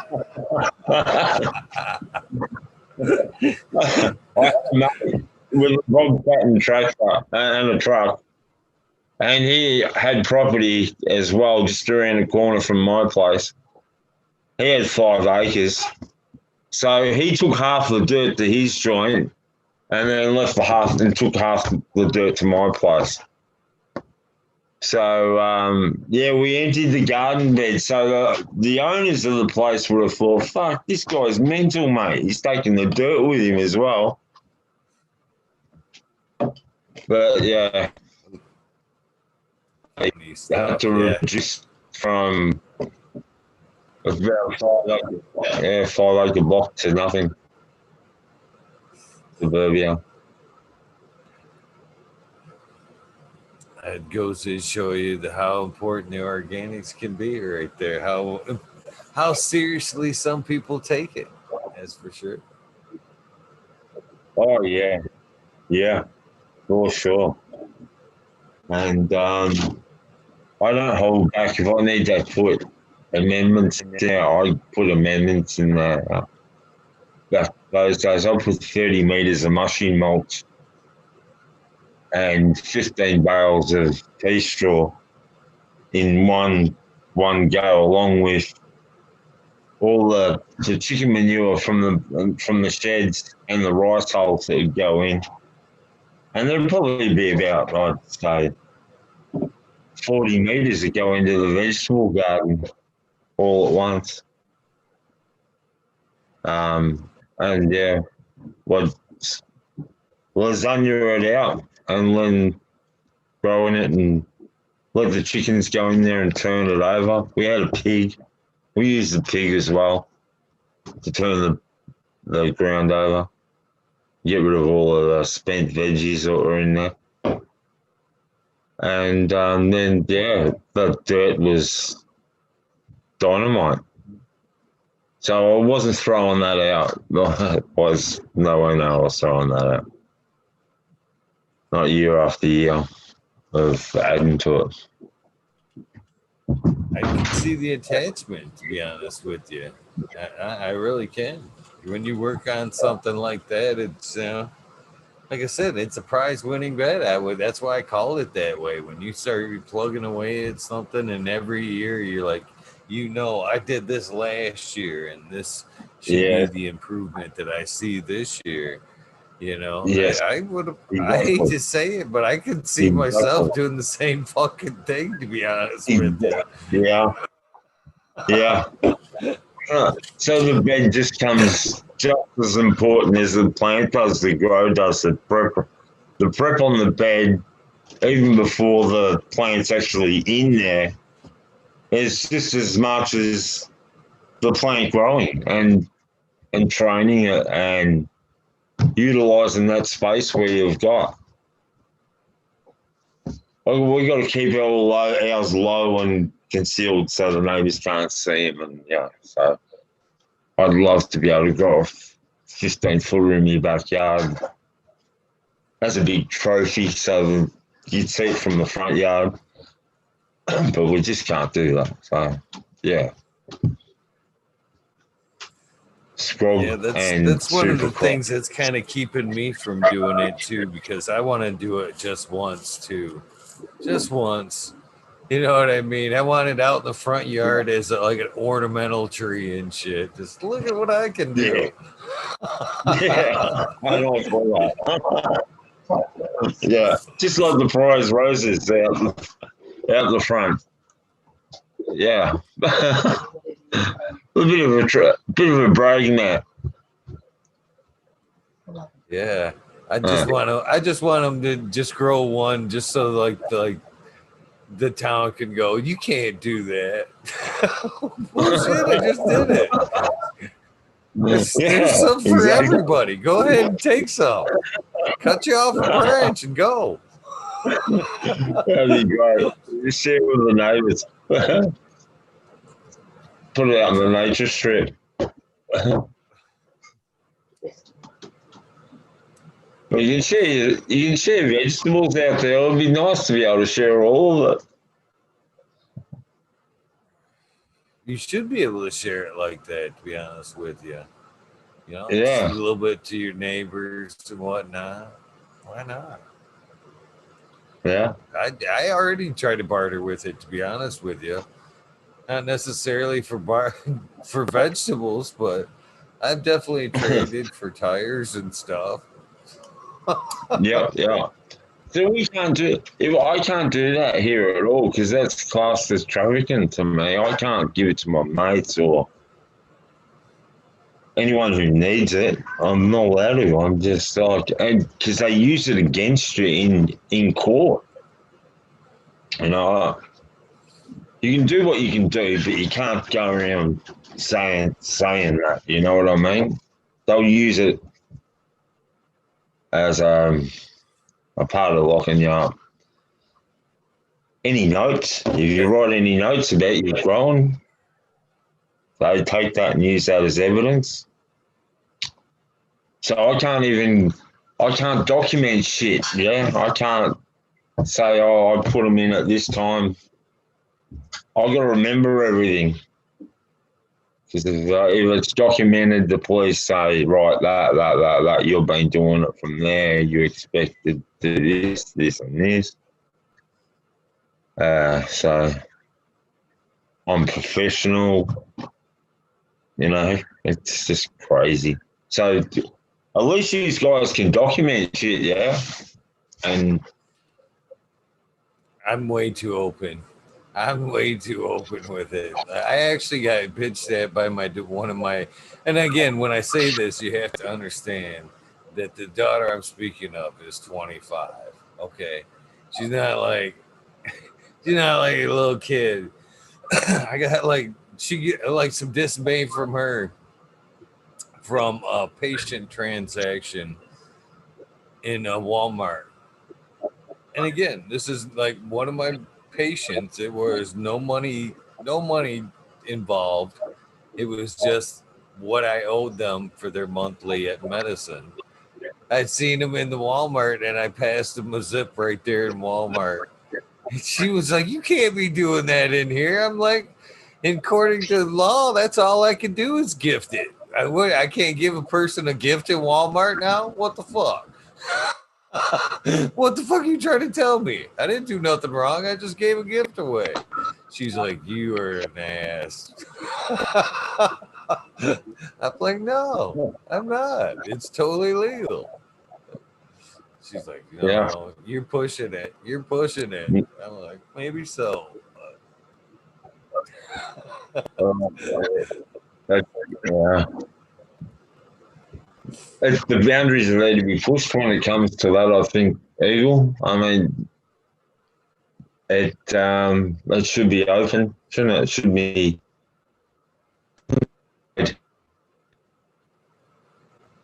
Nothing to watch your back for. I don't. Right. Yeah, we don't get in trouble like that for handing over a bag of tomatoes to that grew. Uh, Yeah, should it be shouldn't be any more shunned down than that. You know what I uh, mean?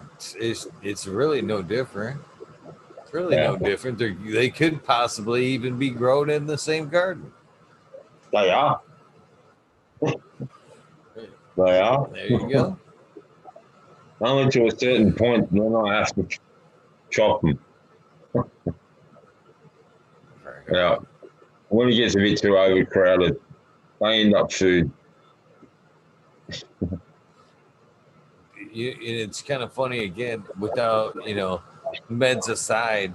I've had some of the best grow conversations I've had in a while at the local Walmart. It's funny. I just run into people there, like running right in the front there. Had like 4 or 5 of us, a circle Yeah. recently, talking out loud about growing and stuff, and it was kind of surreal. None of us, not even watching our voices or nothing, just kind of having a conversation out loud. It was like I was like, man, this is hilarious. And we run in there to each other there all the time. We run into each other more there at the Walmart than we do at the grocery store, actually. Get on the cheaper way out. On you go. Hey, dogs, come here. Can you hear that, Eagle? Yeah, I can hear Hang the on, dog, mate. but no biggie.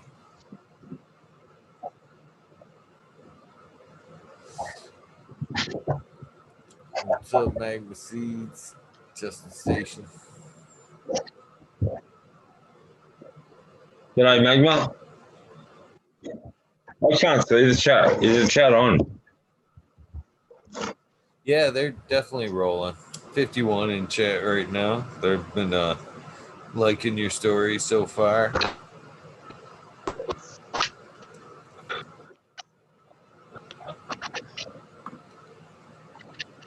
sure.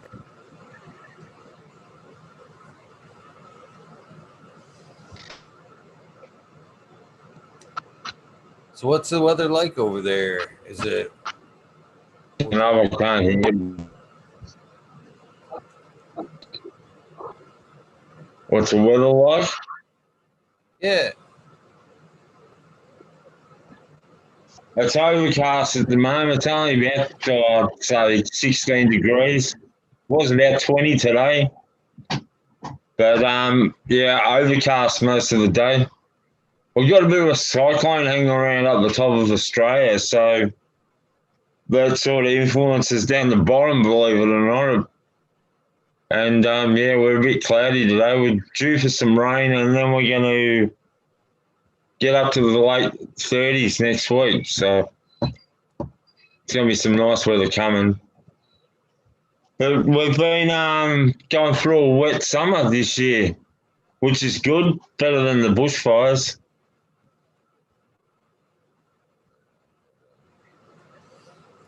Yeah, it's a little bit chilly here.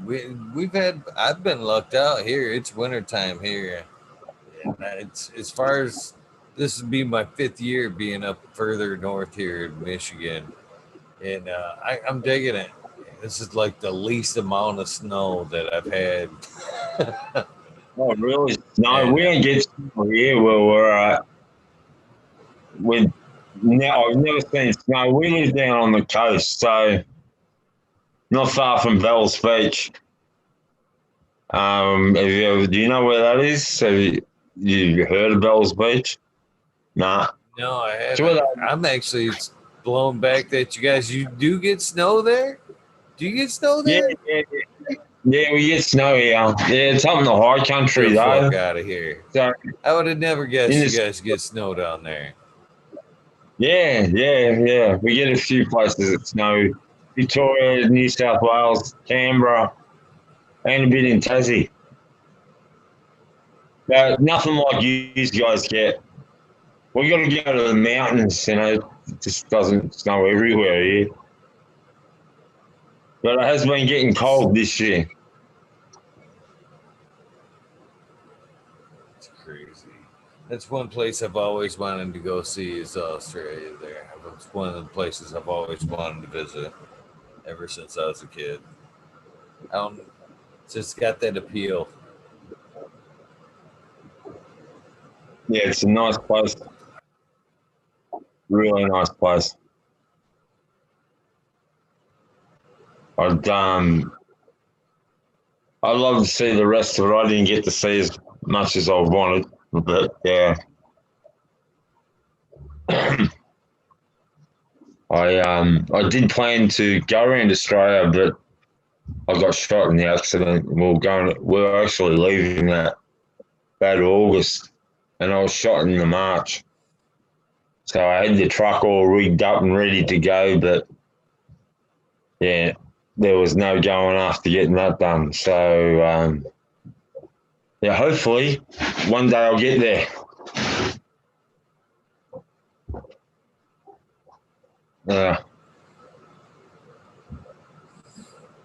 Man, you've had one amazing journey, that's for sure, man. I gotta give you some props for not giving up on the plant. That's for sure, man. You're both fighter Yeah. in life and fucking fighter when it comes to cannabis advocate as well, in my opinion, man. Hats off, brother. Yeah. I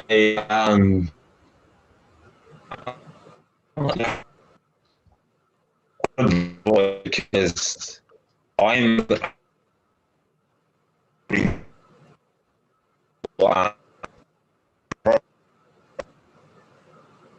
work and get all the doctors know I'm bullshitted to them and said fucking I'd take cannabis. I'd tell them straight out. My doctors back then said, Jeff, I know what you're doing, but I don't want to know what you're doing, so don't tell me. But whatever you're doing, keep it up, because I've never seen anyone heal the way you've healed. your infections, you don't get them. You don't take the painkillers that we give you. If you keep that up, because I can't believe my eyes, and I did do that. I had 29 operations, and smoked cannabis before and after the ops. Some of them went for 19 hours, so they were just weren't like a little operation. They were 19 fucking hours. I woke up the next day like, you serious? I'm been that gone that long? And feeling like I've been hit by a truck too, mind you. But I'd go out on the balcony and smoke me a couple of joints. And then within a week, they'd say, go home and get better at home. Don't hang around here, you might get golden stuff. It goes, you obviously, and they'd send a nurse out to check on me and give me whatever they had to do and check the wounds and give me my mouthwash. I had to have shitloads of mouthwash because every time I smoked a joint or had a pipe, I had to wash my mouth because I had to get any foreign bodies out. So I did a lot of mouthwashes after every pipe or joint. So that was the only downfall, but I soon got better and I didn't need the mouthwashes and just smoked them. I haven't stopped. Yeah, so I got advice from them. They've seen it way back then. And, yeah. If anyone can go through, walk down in my shoes and go through what I've gone through and still be here without that, I doubt it very much. I don't believe it. Could do it without it because I certainly couldn't. Not to have that much shit. That's a lot of shit too, man. Yeah. A lot of other people would have definitely be still locked up on opiates for sure if they would have made it through. Yep.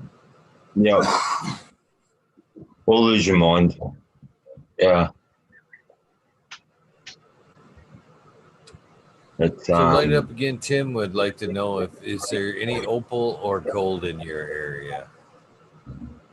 No. No, I'm way down the bottom. So there's probably about 150k from here is where the goldfield starts, up around Ballarat, and then it goes up probably another 100k's past there, and then you've got to go another about 700k to the opal fields up into New South Wales or over to WA. That's thousands of k's away. Kalgoorlie, about halfway across Australia. Yeah, so there's Miss Brittany Teasley. Green gold. Sorry, brother. I didn't mean to cut you off. Miss Brittany Teasley would like to know: is there any unique cannabis pests over there? No. We got caterpillars. We got aphids, whitefly. We get boitress, rot, and powdery mildew, but no particular. We don't get them russet mites. I've never seen them before. What you guys talk about. We get fungus gnats, but if you got all the right microbes in the ground, they soon get sorted out by them. So I never have a trouble with them. Like I can put rotten fruit in there, squish it up, bury it an inch under, and not have a gnat come near the place. So I don't have, but cabbage butterfly, a lot of them. So as long as you got bird netting and that over your grows, it's fine. They don't eat the buds. They only eat the leaves.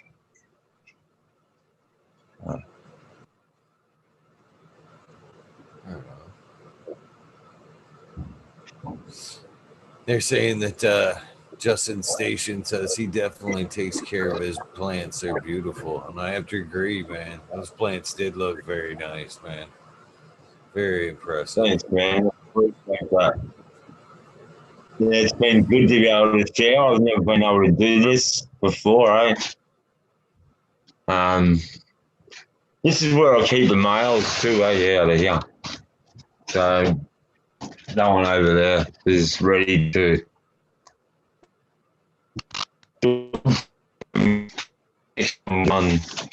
the girls getting ready and give me a nice decent little bud down the bottom, which I'll seed from each type, of course. But, awesome.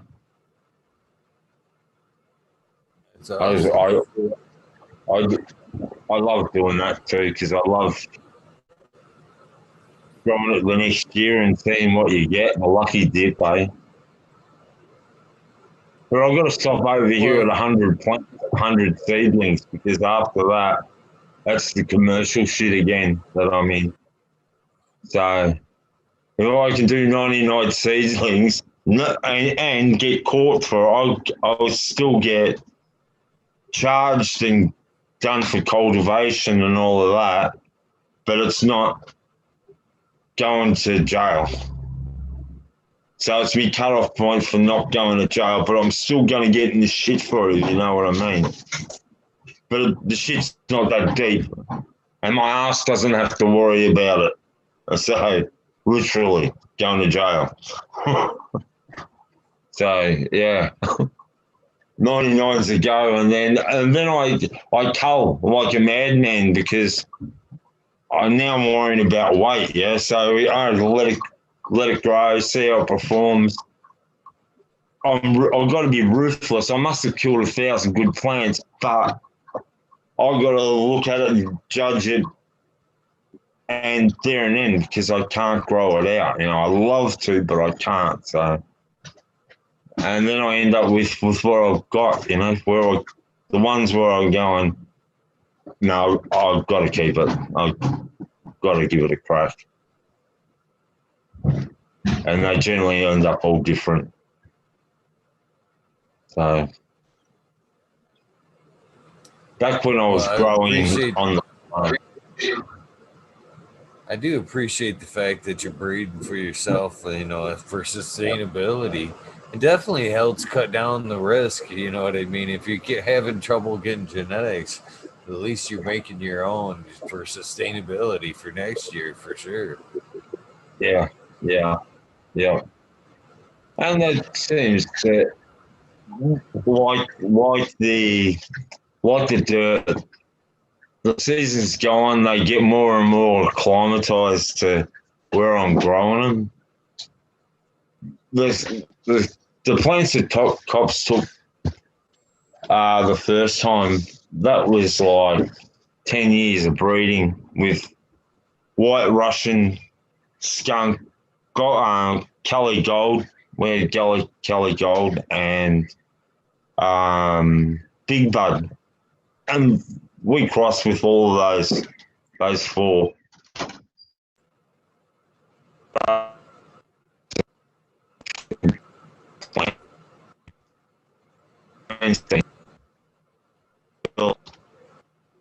I lost it to the cops, and I kept on doing it over and over and over, back crossing. I keep pollen from the year before, and I'd put the whole bag over the bottom branch and leave it on there for a week, and then take it off. And a way to go. And still make 200 seeds out of that, you know. But yeah. You never know. You might just cross yourself into that one day where you're like, this is it. This is That's it. all. This is the one. Yeah, exactly. Yeah. Yeah. Yeah, I've had a few of them, hey. Yeah.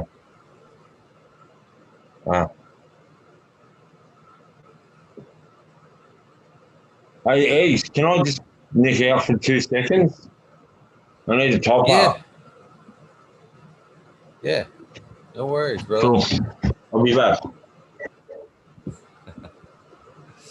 What's going on, chat? Martial Artist 2012. Cass says cheers from Texas. Marshall, our best nugs. Nature's best nugs. Cheers, you guys. Hopefully, you guys have been enjoying this very much. Today is officially the day my friend, our friend, Subcool passed. Hopefully, you guys will check out the episode tonight. It's a remembrance episode for Sub. Have Miss Jill will be here. TCDR Frenchie will be here, which will in itself be an amazing episode. I've got a line out to Mendo Dope and a few other people to come on to see if they would like to say some nice words about Mr. Sub. And usually I don't do a normal episode on Monday nights, and it won't be a normal thing. But tomorrow, because of it being just happens to fall on that day, there will be an episode tomorrow at 11:30 in remembrance of our friend Sub there. So please keep that in mind tomorrow night that there will be an early episode. I'm back. Welcome back.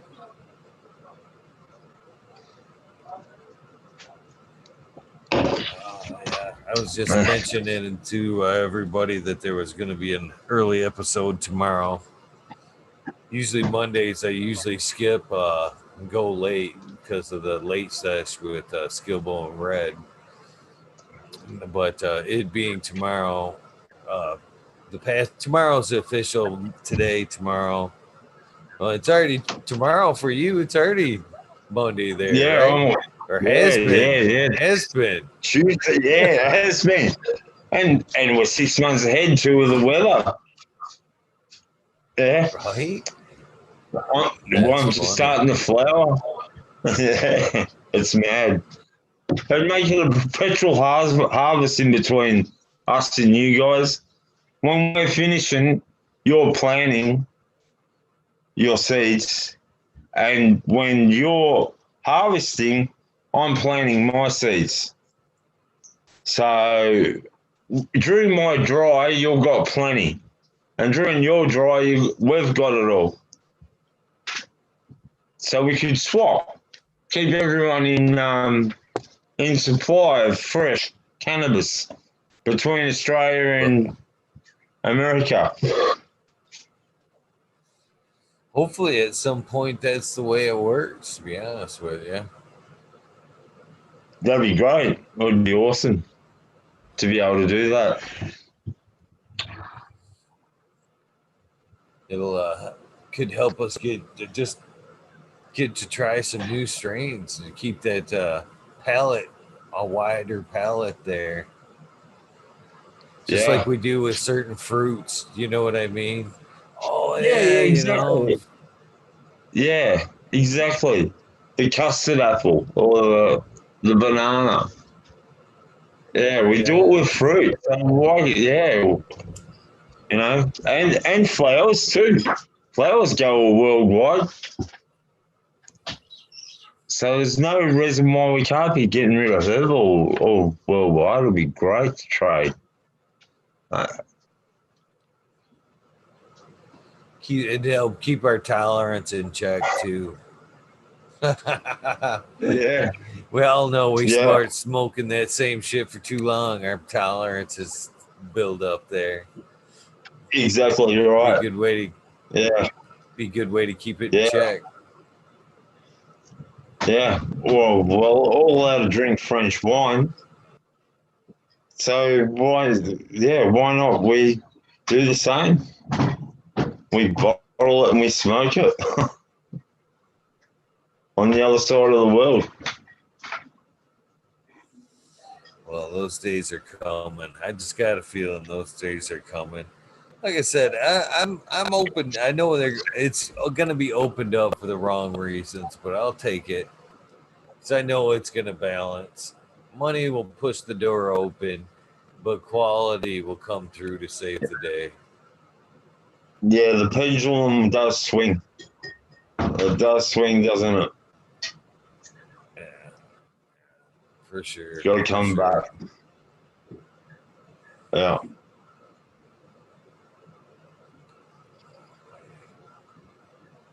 So it's not even day.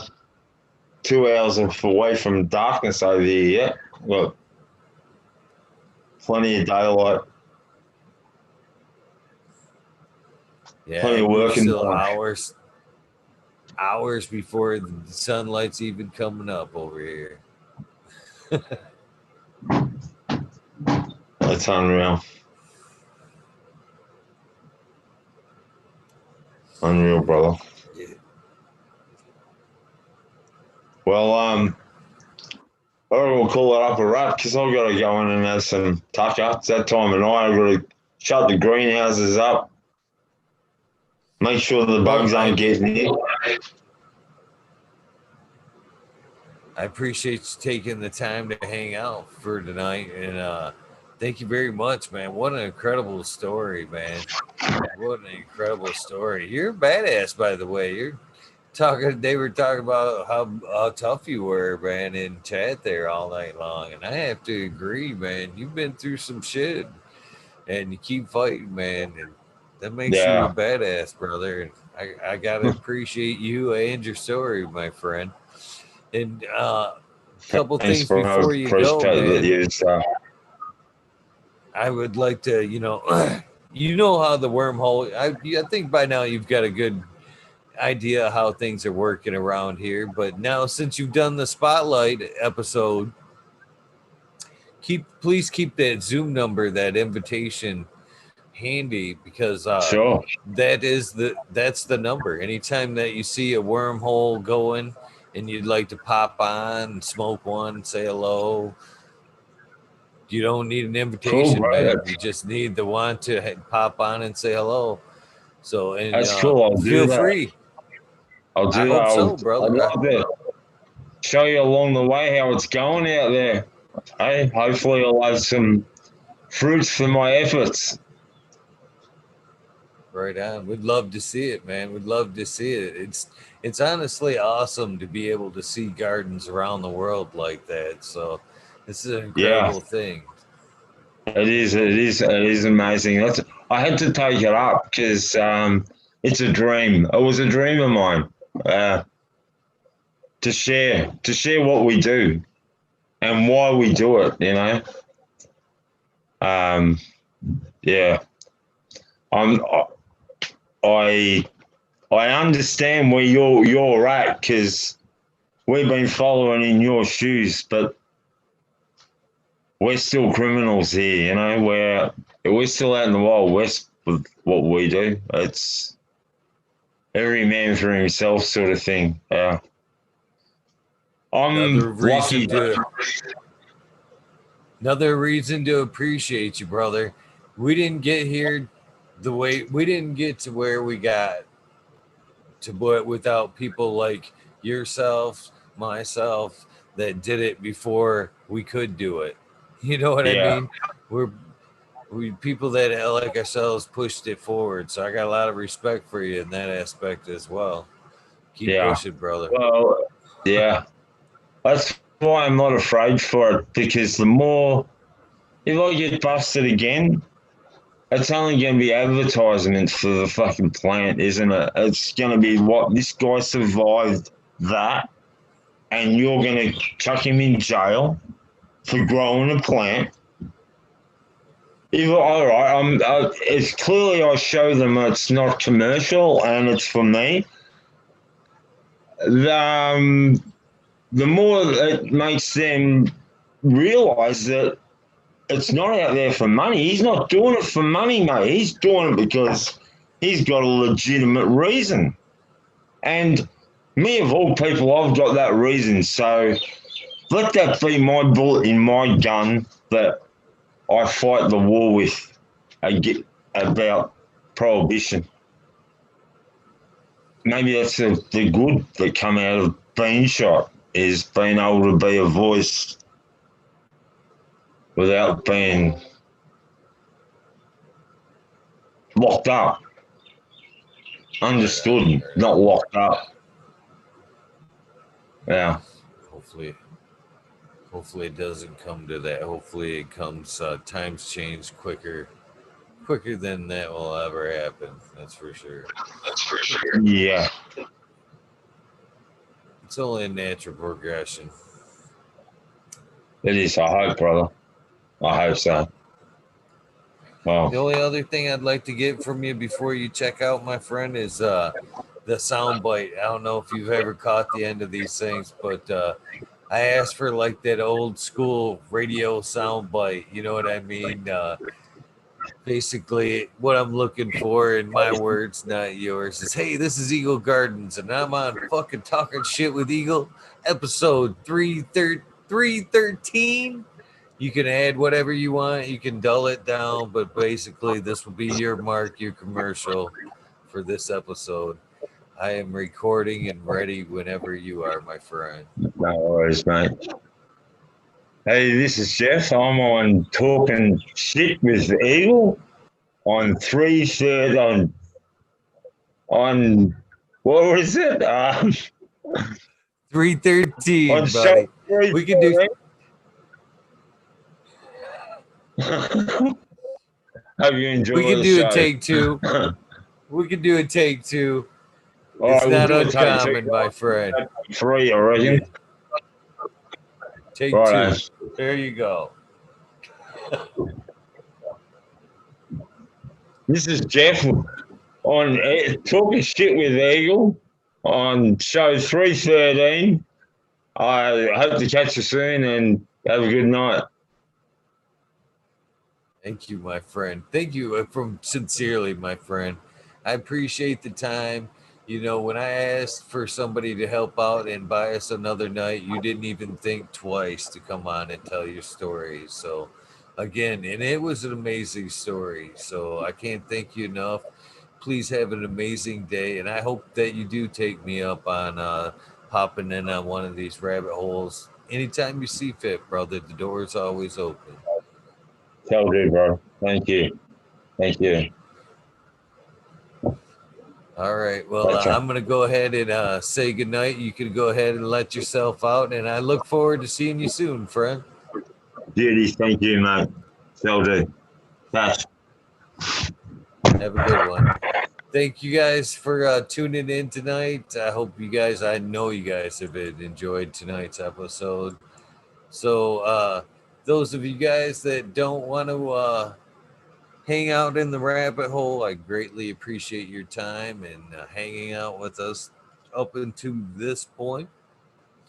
Time is very precious, so you know I'm grateful for you hanging out this long.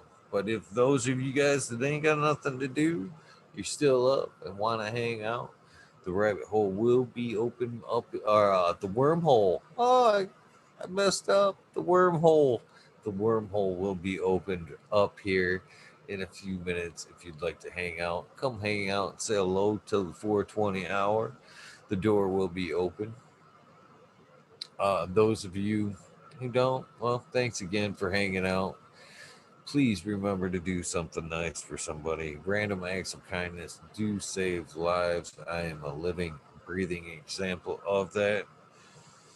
And have an amazing start to your week. But for those of you who want to hang out, give me a few minutes and I'll fire up the wormhole. See you guys in a few. Thank you again. Thank you, Jeff, if you're listening.